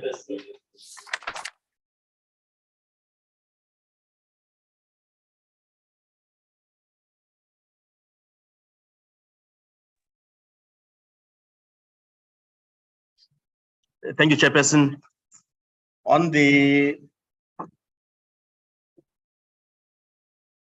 And thank you to honorable members on the questions raised. Honorable Moletsane, around load shedding as it affects the smooth operations of Parliament. We may not have reported to it precisely because it was not on the APP as a deliverable, but it is very essential to the support system of how Parliament's functions will be guaranteed. Sittings, whether it is a joint sitting in a physical setup or in a hybrid setup, same applies to committees or during plenaries. There will be a reality as we implement measures. In the parliamentary precinct itself, yes, there are generators that operate, that kick in within few minutes that there's load shedding inside the precinct. But the reality is that where members stay in their own villages, there's no infrastructure to support them in the event there's a hybrid sitting, nor when members connect from home, like we have now. Members were saying in the beginning, there's load shedding, we can't function properly. That's one part in terms of where we may not have full control, where there is there's a hybrid sitting. However, inside Parliament, there is a guaranteed connection in terms of the generator that supports that. The limitations, though, is that Parliament is not always sitting at City Hall, where we currently have a capacity to absorb a joint sitting setup. There is capacity there for guaranteed non-interruption. But when Parliament operates here in the Good Hope Chamber, there's limited number of seats, less than 130 for members. So it still poses a question of a hybrid setting. We don't have any other capacity except at the NCOP that has got capacity in the seats. I'm not sure whether it goes beyond 100 in terms of sitting. If you add the gallery setting, it will still not satisfy all other capacities for a joint sitting. But for the NCOP, yes, there's capacity because at least work has been restored in that area. The third dimension, honorable members, is around committees. Because of the question of fire that visited Parliament, a number of our committee rooms have been raised down. We currently have about 15 committee rooms of different sizes of less than 30 up until 46. And those are not hybrid enabled. They could be physical capacity to sit, but some of them, they still require of us to have enablement that includes a hybrid. Where members connect outside, again, we would not have control around that area.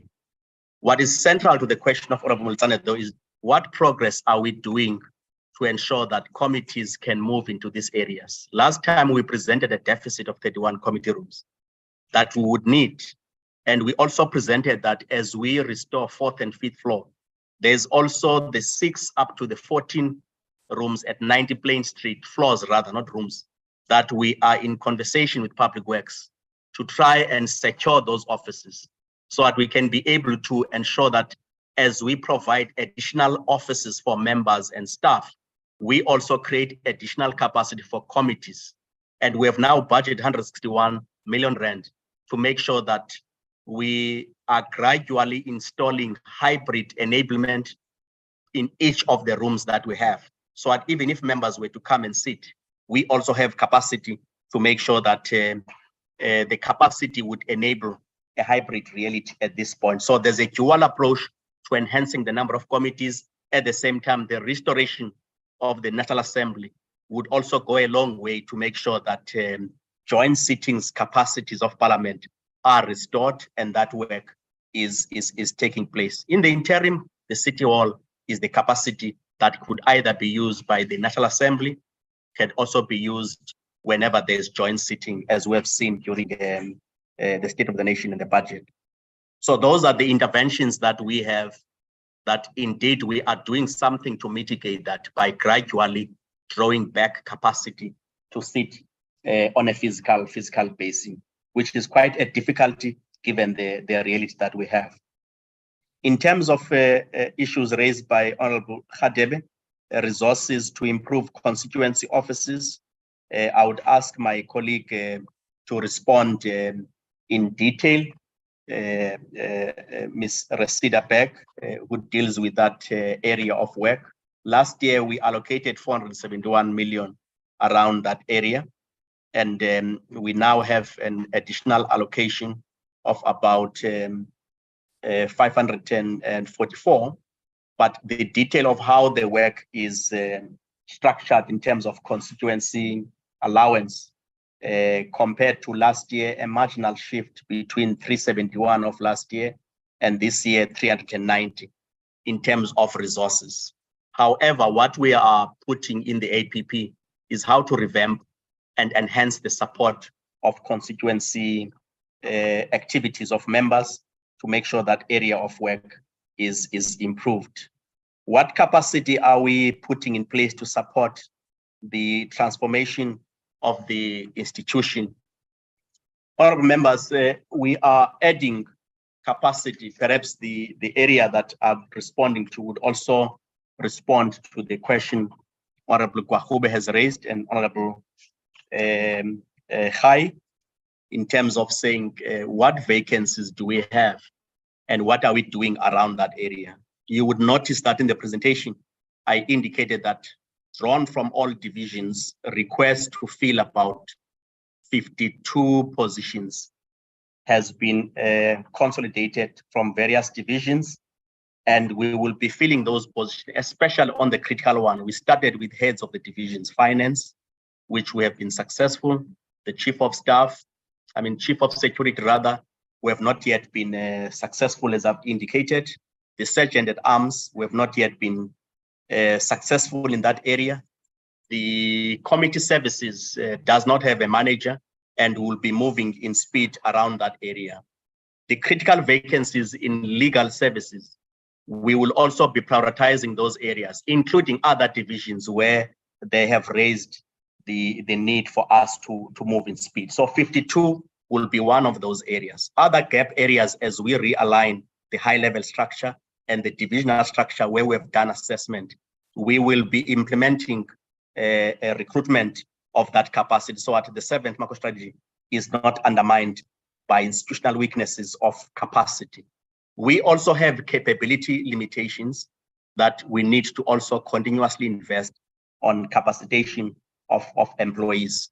What has become evident, though, honorable members, is that as we do the work of the macro strategy towards 7th Parliament, there are certain interventions that we need towards supporting the preparation of that work. You will see in the program 1, transformational targets. I hope this is visible.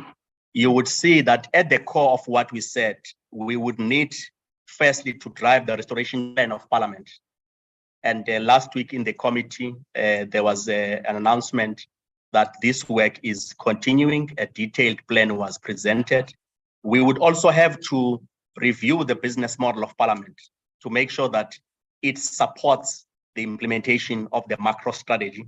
We would also have to invest on business analytics and big data to have capacity that aligns our systems, that we have many institutions, that we currently have systems that are not interconnected.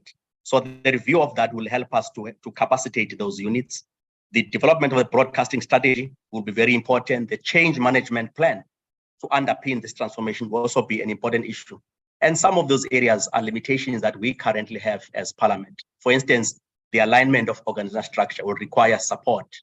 The driving of the change management will require support. The restoration of Parliament will require support. Review of policies will require support. And part of that work has necessitated that as we review strategy, we must look at temporary measures of capacity in the office of the secretary, and those capacities would assist in developing this and also be assigned to each of the division. Change management specialists that are required, the project managers for restoration of Parliament, the advisory support for changes of policies, the business optimization support that we need, plus the strategy review and performance that would now underpin. So 5 capacities have been identified, discussed with the executive authority, and we have appointed 3 people. The change management advisor on a short-term basis for a year. We have also appointed a built environment advisor also for a year.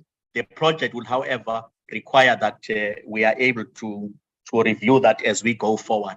So those are specific interventions. We have also strategy review and performance review. We have also secured services of an advisor around that area. On the org review and business optimizations, we are on a search for those areas. So these priorities have been set up, and those have been appointed in accordance with the policies of the organization, where we are enabled to appoint people on a short-term basis.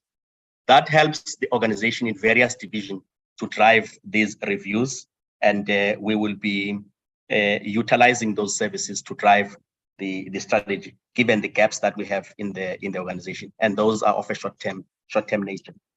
The head of HR would also assist should I have left any gap in the response.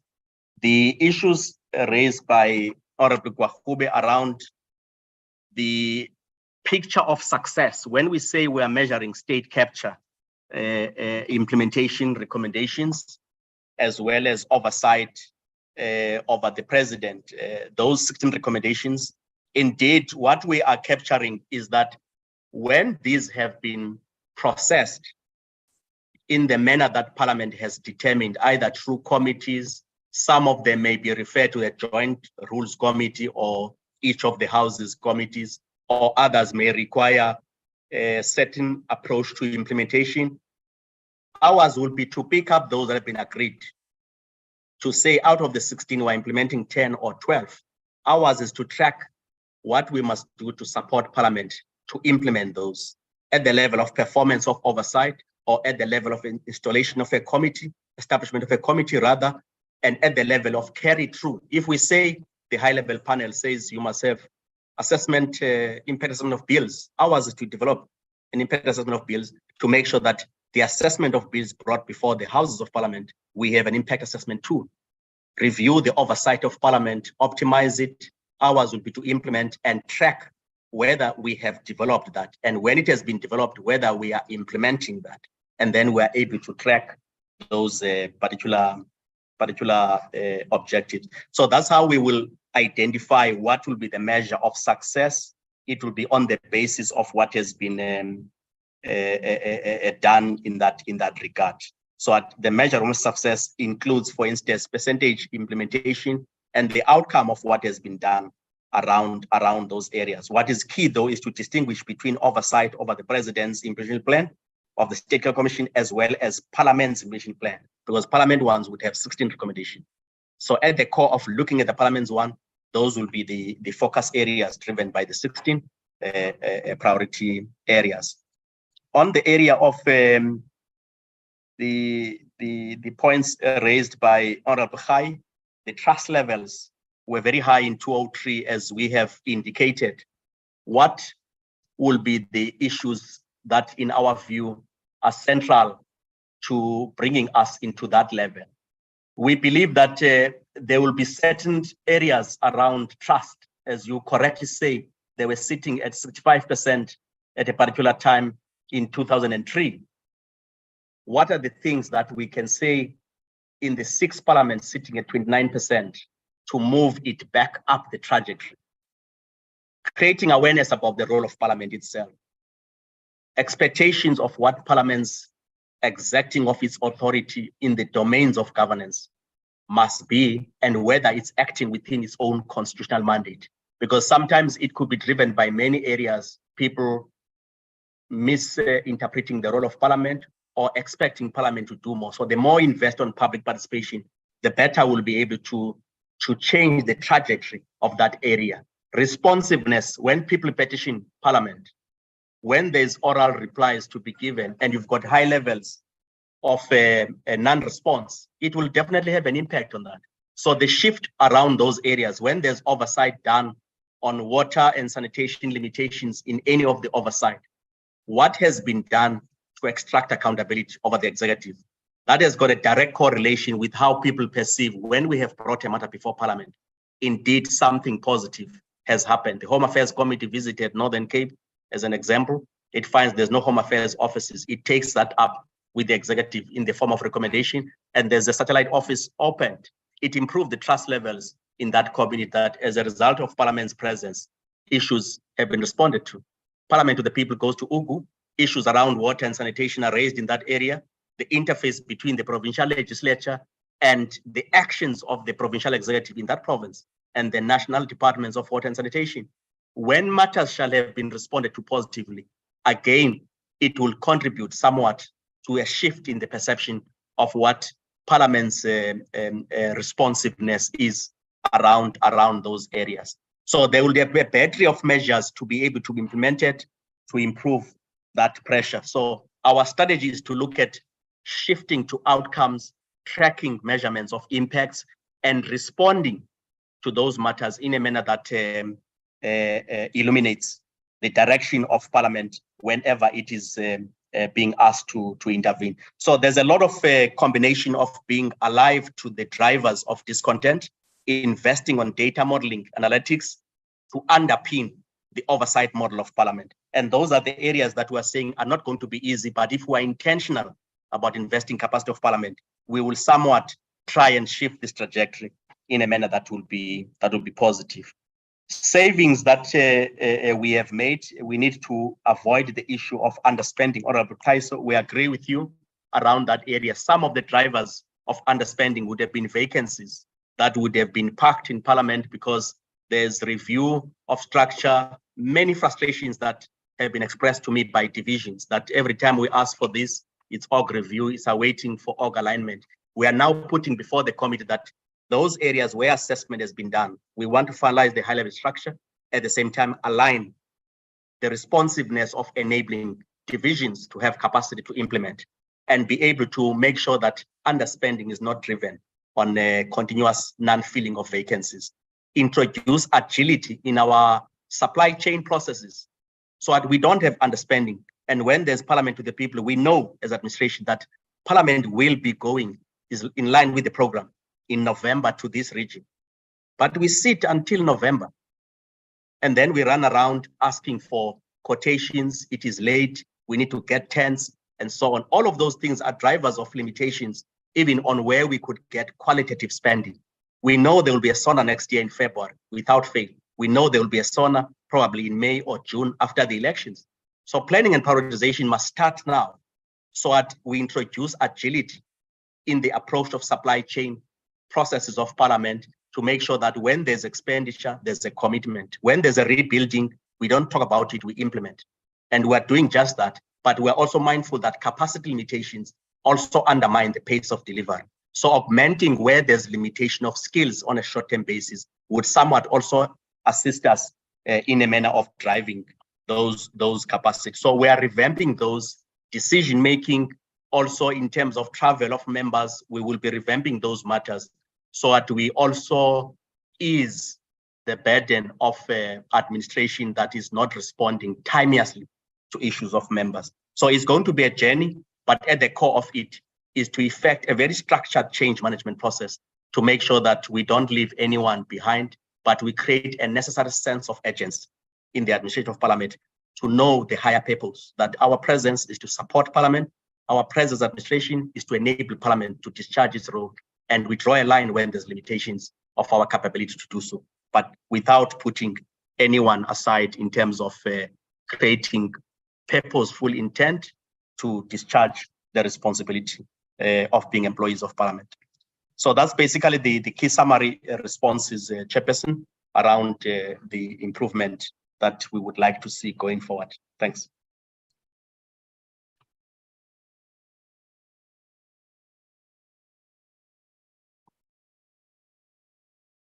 On the issue of, I forgot a very important issue that has been raised by Honorable Kwahube in terms of commitment. Yes, last week I was aware that there was a matter raised around the fire investigation and other related matters. We have received the draft recommendations. We have not yet received the final ones. And on the basis of the draft, there is engagement internally with our team.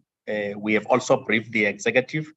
And once we have the final recommendations in terms of how to approach the implementations on the areas of governance, weaknesses on the areas of policy, and on the areas of what has led to vulnerability of the fire, we are looking at those draft recommendations. And we envisage that at an appropriate time, when we have a structure of how those are implemented, we would be able to come to the committee and present. So without making a firm commitment, Chairperson, I would anticipate that once the executive authority has looked at all those areas, it will be able to communicate to the chairs of the committees the time that it will be ready to come and comprehensively brief the committee on those recommendations. Thank you very much. Thank you. I don't know if there's anyone else that you want, you'd like to give an opportunity to respond to other issues, but I see the hand of Honorable Khadeb. Khadeb, is that a legacy hand or you want to speak now? No, it's a new hand, Chair. Okay. Chairperson, it's a new hand. Can I? Yes, right. you can Thank come you, in. Just wait on Betha. All right. Betha, co-chairperson, are you in? Can you take over, please, madam? Okay, sure. Okay, thank you. No, thank you, Chairperson. I really appreciate the Secretary to Parliament that it is putting capacity to ensure that transformation takes place. Number two, the issue or the issue of putting capacity. It always comes, the issue of transformation always comes with change. And change comes with fear from the people who are already in the system. How did the Secretary to Parliament and Administration take the current members of staff on board to ensure that that transformation is to the benefit of everyone, so that there cannot be any silent resistance? And then number two, Chairperson, I think that the resources required by the administration, the Parliament must be able to provide that so that it can be able to address to the issues which are very critical, just like the issue of assessing the implementation of the NDP. So I think that on the score, the issue of allocation of resources must be done as of yesterday. Number two, Chair, I go to the issue of parliamentary diplomacy. That aspect is very important, Chair. Why? Because even ourselves as a country, we are a product of parliamentary diplomacy from the other parliaments. I can speak about Sweden. I can speak about America, the Congress of America. We remember very well that even during the height of apartheid, Congressman De Lams was able to push a private member's bill in the Congress to ensure that the apartheid regime was isolated internationally. So the issue here is that the parliament must assert its authority. But there's this big event which is coming in August, the BRICS Summit. What did parliament do in preparation of that? And then what preparation is it doing?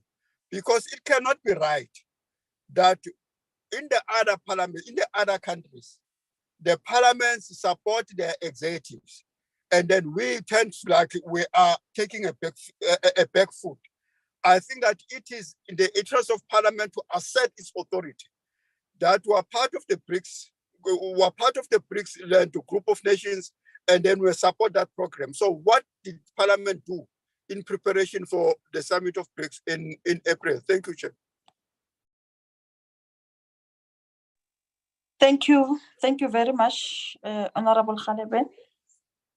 Any other follow-up? Chair, I have my hand up. Oh, yes. Thank you, Chair, and thank you to the STP. I think you really explained it quite well in terms of the thinking around augmenting capacity and the like. And we hadn't actually been taken through as a committee on what are some of the changes that are being made in the staff complement, which is, I think it's quite important because we need to be able to, when asked about these things, we need to be able to truly be able to speak with authority to say this is what Parliament is doing to augment capacity here and there. And perhaps this question is more of a procedural one and perhaps could be directed to the HR head, just about you had mentioned that the positions, the advisory positions are for a year. I just wanted to find out about the process of how the appointments were made, were advertisements made and the like. And I think perhaps that was more of an HR operational issue. Thank you very much, Chair. Thanks, STP. Thank you very much. I'm not sure if the speaker was able to join the meeting. If so, you're welcome, speaker. And I'm not sure if also you would want to comment on the reports. Oh, okay. It seems like she was unable to join. Listening to the reports, members. Hello? No, thank you very much. Thank you very much, Chairperson. Thank you, and morning to all honorable members. As Chairperson, I've been listening to the report presented by the STP, and I can attest, I'm sure, I don't know if Tate Masondo is here, but we are familiar with the issues being reported, and we have been receiving reports from the STP. So I can confirm that, and otherwise I would not want to comment at this point on any of the matters which have been raised. Thank you very much, Chair. Thank you, Speaker. Members, listening to the reports, I think the fifth parliament, sixth parliament has done quite very well. The longest serving members in this committee will attest to that. Member Singh, Member Khadebe, definitely they will attest to that.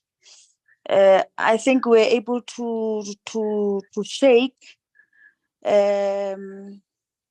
issues that were never spoken to since the invent of democracy. Issues of transformation, you know, even if we will not achieve everything between now and the elections, but I think we've done quite very well. At least we've set the agenda for those who will come and take over from where we have left.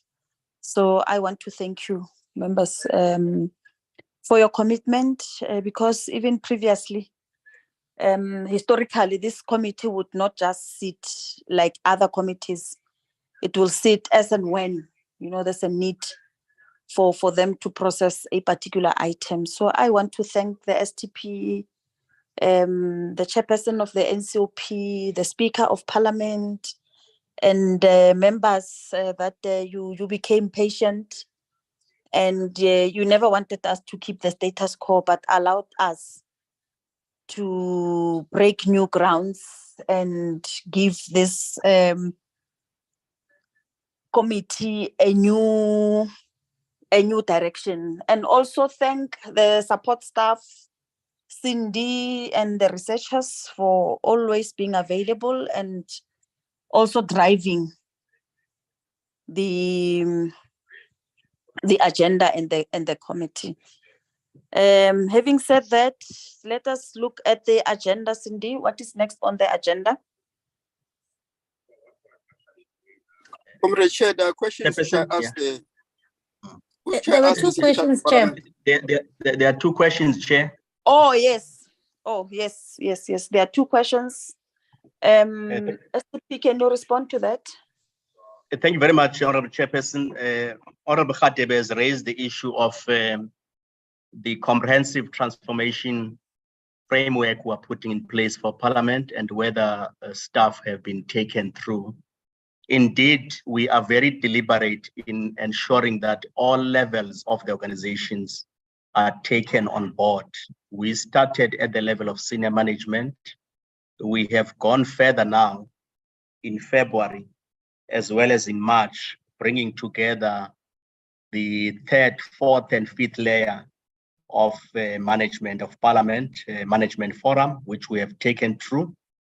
I've also planned to engage thoroughly with Labour to make sure that they have been taken on board on all issues that are very central to this process. We also intend going to the lowest levels of employees at an engagement level to make sure that a cleaner of Parliament understands what it means to drive a responsive Parliament, a transformation, not in abstract terms, but in a language that they will understand as frontline staff, what it means to me when I work for a Parliament that is geared towards this part, a driver of Parliament, a frontline security at the reception point of Parliament. So there will be a cascaded conversation across the board to bring everyone into an appreciation, to address areas of concerns, and also ensure people can contribute meaningfully on how we intend reforming certain areas of the organization.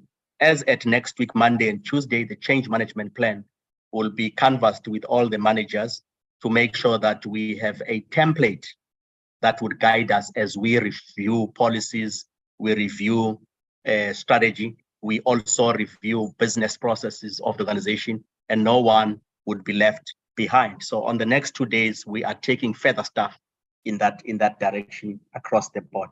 So there is an investment that is very intentional to bring everybody into an ownership of that process. I would ask Mr. Sithole to talk on the preparation for the BRICS, as well as the any processes related thereto. Maybe before he responds, then Mr. Mokonyane will then respond as requested on the processes around the recruitment of the support staff around driving this transformation program. Through you, Chairperson, I'll ask Mr. Mokonyane if he's on the platform to respond, and then thereafter Mr. Sithole around the matter. Very much, Secretary. Good morning, Honorable Speaker, Honorable Co-Chairpersons, Honorable Members of Parliament. In response to, and thank you for the question, Honorable Kwahube, in response to the question in terms of procedure, I think maybe it would be important to just give a context at the beginning to say that the recruitment of temporary staff is not something new. We've been doing it for years. From time to time when we have specific projects where we require specific skills, we do go out in the market. to look for those skills on a short-term basis. We have done it before. Our policy on talent acquisition in clause 8.335 actually allows us to do that, to source for temporary staff for specific projects or work that where we don't have capacity. So in this case, that is applied.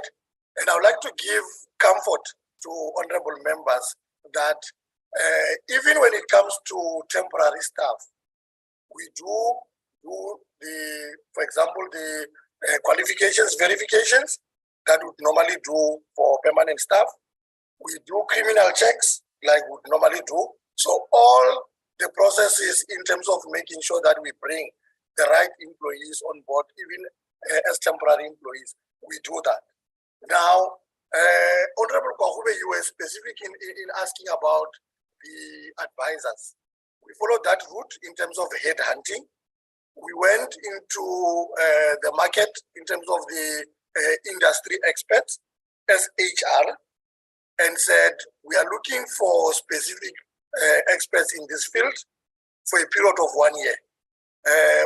Honorable Kwahube and honorable members would know that it's always not easy to find resources that will be agreeable to come and work for an organization for only 1 year, a period of 12 months, or even under 2 years.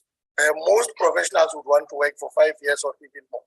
So we rely a lot in terms of referrals to experts in the industry as the last option, because that now becomes very expensive.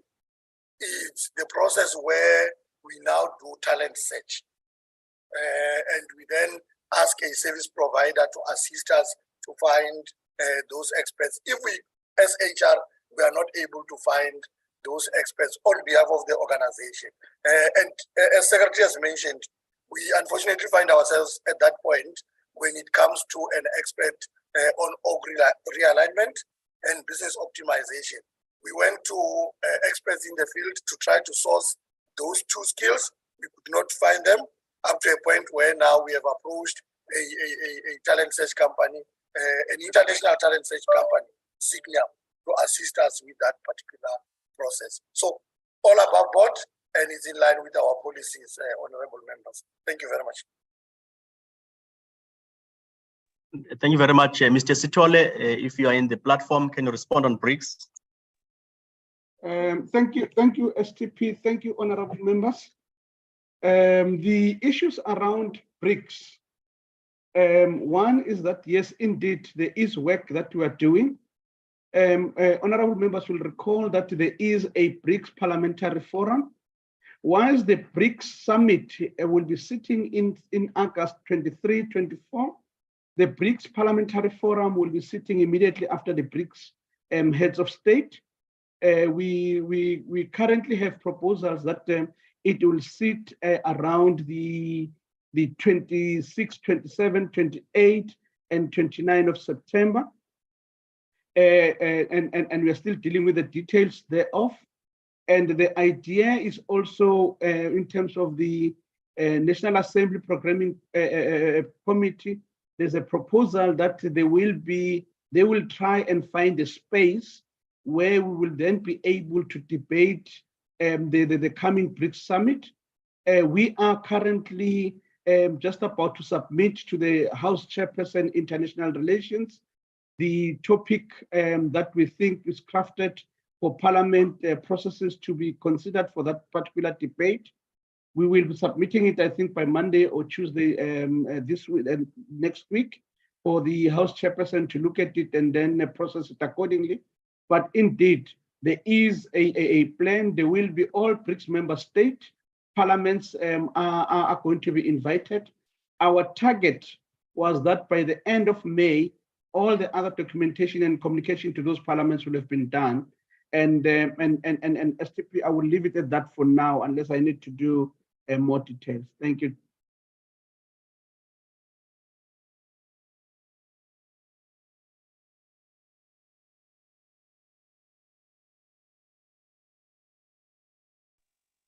Thank you very much. Can we then proceed? STP? Are you Thank you satisfied? very much, Chairperson. We are done on our side, and thank you very much to the committee. Thank you very much. Cindy? Yes, Next Chairperson. agenda item. We've got 2 sets of minutes and a report to adopt. So I'm going to quickly share them.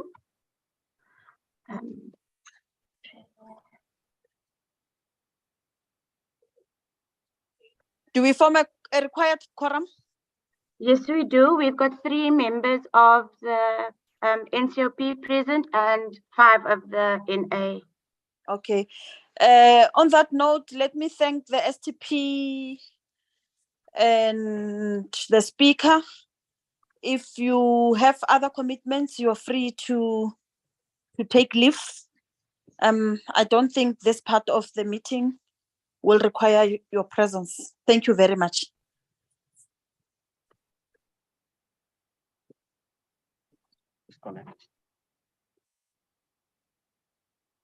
So can you see the report? Thank you very much, Chairperson. And just Thank you, Madam. Just to say, Chairperson, that very soon Job will bring to you the actual presentation of a full presentation of the preparations for the BRICS parliamentary forum, summit. Okay. Thanks. All right, thanks. Cindy, let's go back to the report. Can you see it, Chairperson?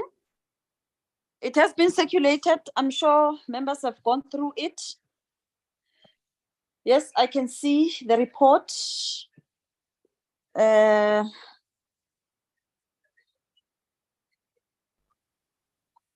It is the report, the mid-year performance chair.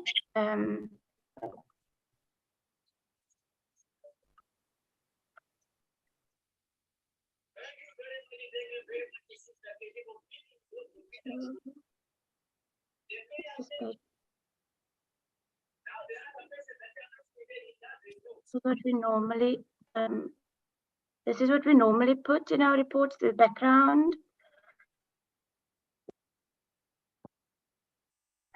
Page 3. And this is the report proper starting page 4. 5.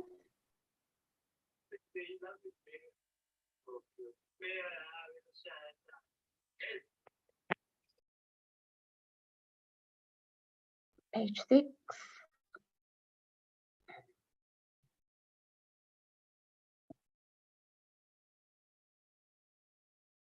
Page 7.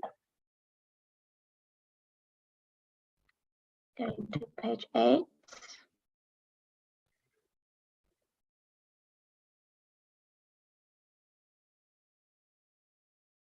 Page 9.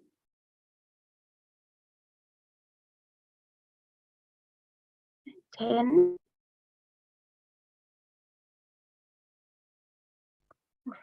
Information on page 11.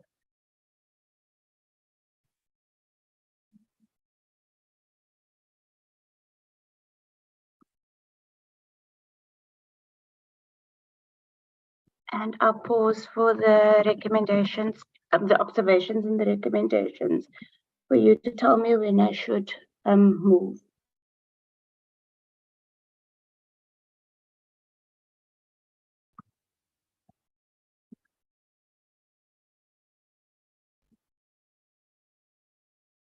Oh, sorry, just scroll down till the end of the report, then we'll come back to the recommendations. And these are the recommendations.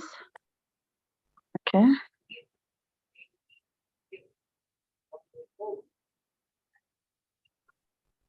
There you go, Chair.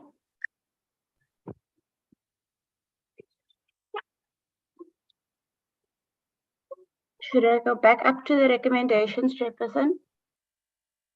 Okay, thank you, Cindy. Members, there we have the report before us.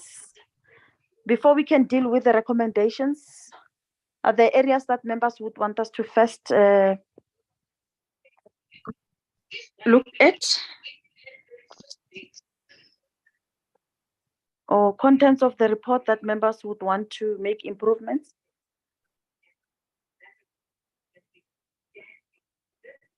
If none, let's go down, Cindy, to recommendations so that we,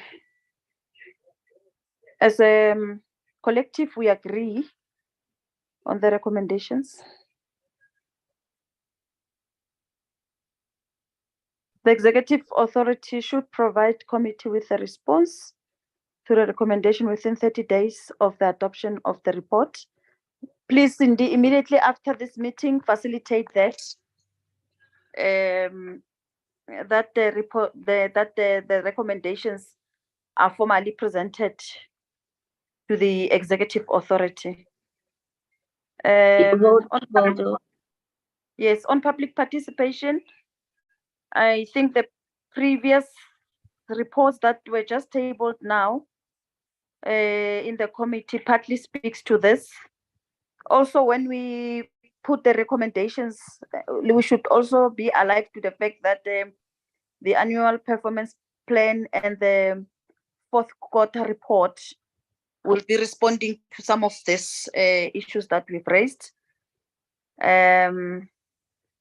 Public awareness of business parliament, the committee was still awaiting a project plan securing licenses through independent communications authority. Oh yes, this one was not entertained. This one still stands. Let's go up. The first recommendation, it stands. Again, cautions against over-reliance on social broadcast media dissemination of information related to the business of parliament.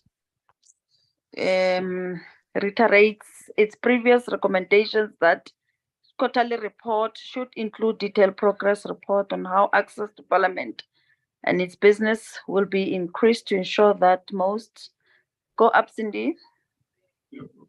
Sorry, Chair. Most citizens are able to have their voices heard. I think partly this was discussed.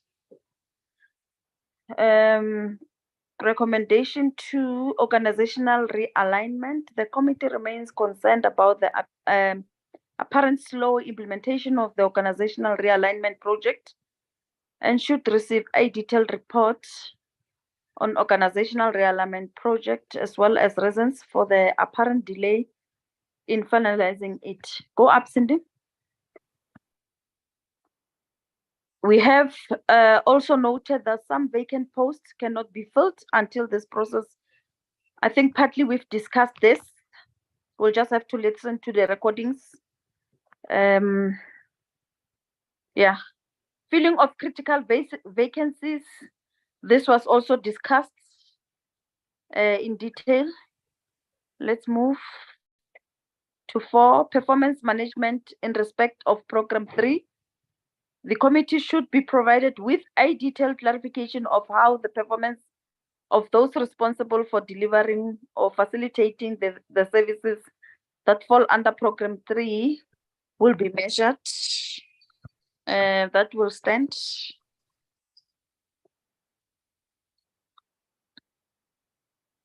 Okay, and that was the last recommendation. Members, can we then get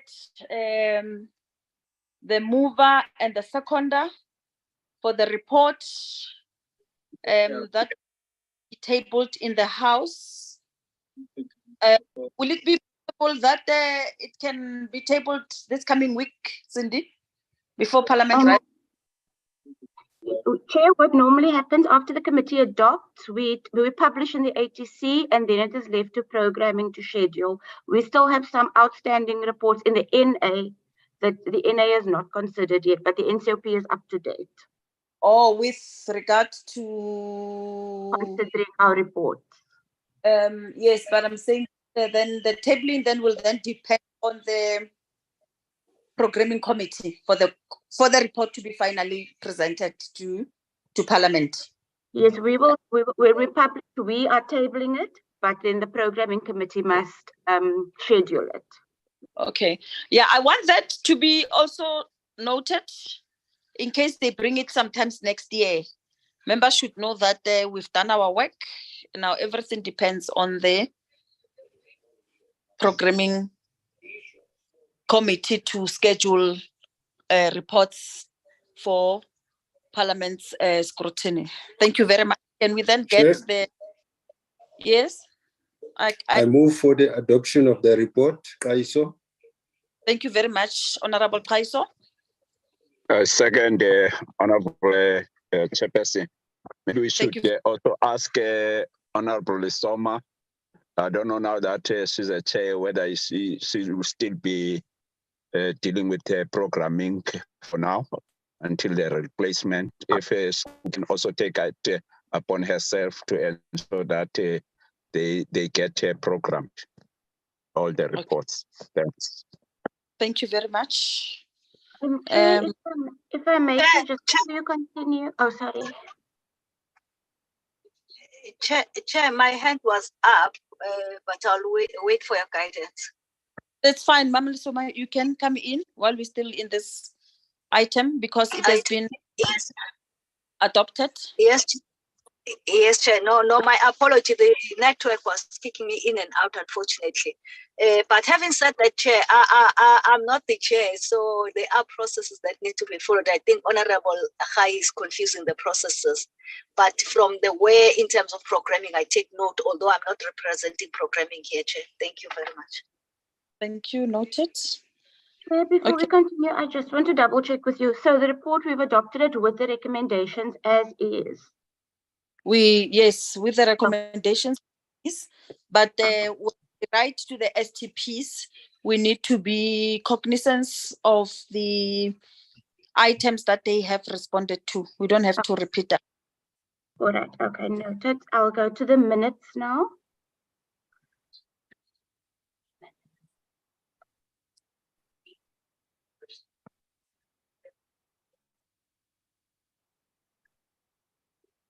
Okay, Cindy, thank you. Let's go to the minutes.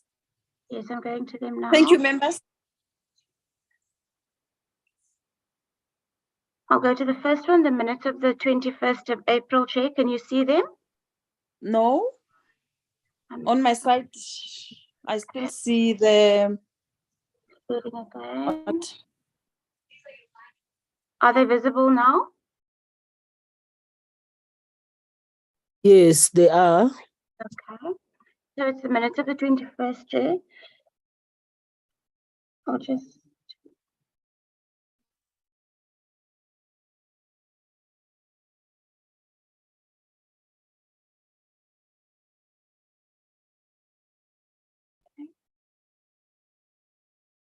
So it's just the attendance register. Can Chair, through you, Chair. Yes, member. I just wanted Cindy, to I want you to go up. Let's start from the beginning. Yeah. Member, before we move, I recognize you. No, I think I'm covered. I was just... Just stop, Cindy. You're too fast. Okay. Should I stay on the membership? Yeah, go up again, Cindy. Let's start from the beginning. Okay. Thank you. This is for the 21st of April. Okay, then, Member Mahlo. Yes, on my abbreviation, I need to be recorded as NP Mahlo, not N Mahlo. NP, NP. Okay.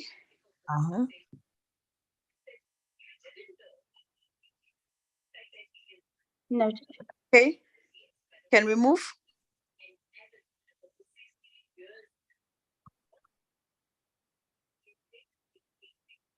Okay, let's move.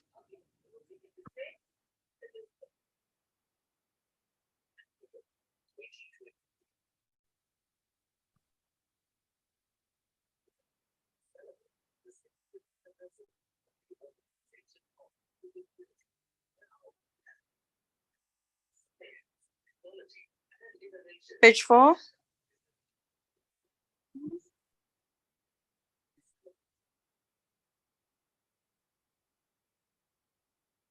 Page 5.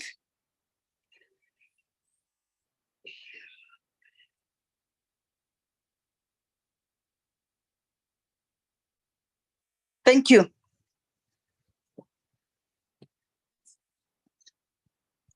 Can we get a mover? If there are no issues that members would like to raise. I move for the adoption of the minutes, Chair. Member Hadebe moves for the adoption. Member Mahlo seconds. Thank you very much. Second with amendments. Thank you with amendments. Chair, now I'm sharing the last set. Okay.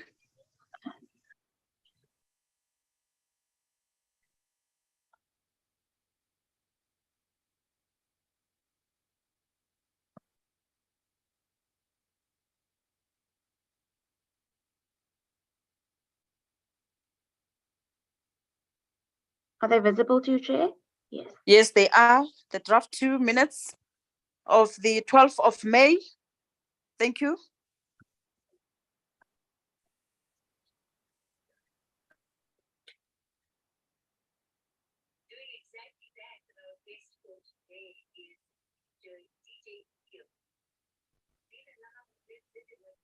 Just go up, go up, go up, go up.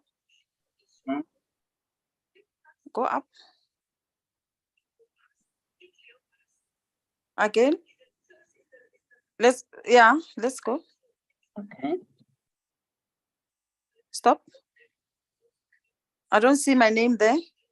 You are under the NA members, Chair. Oh, okay, sorry. Yeah, the same thing, Chair. NP Mahlo. Okay.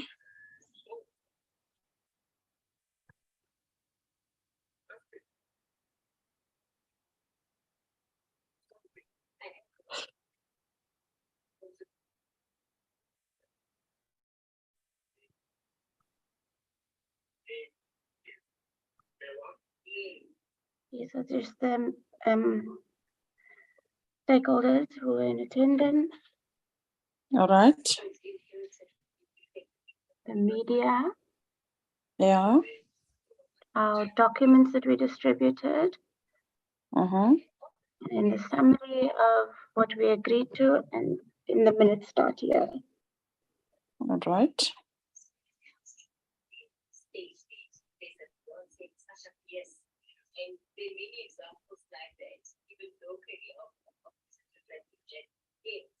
Page 6. Uh-huh.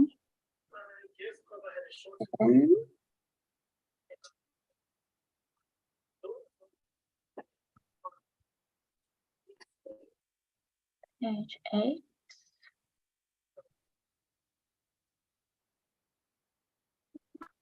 Page 9.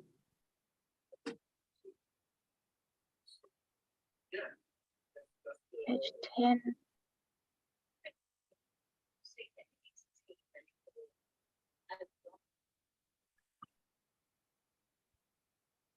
Page 11. Page 12.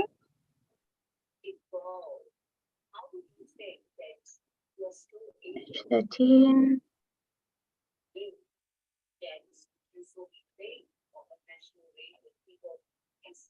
Page 14 and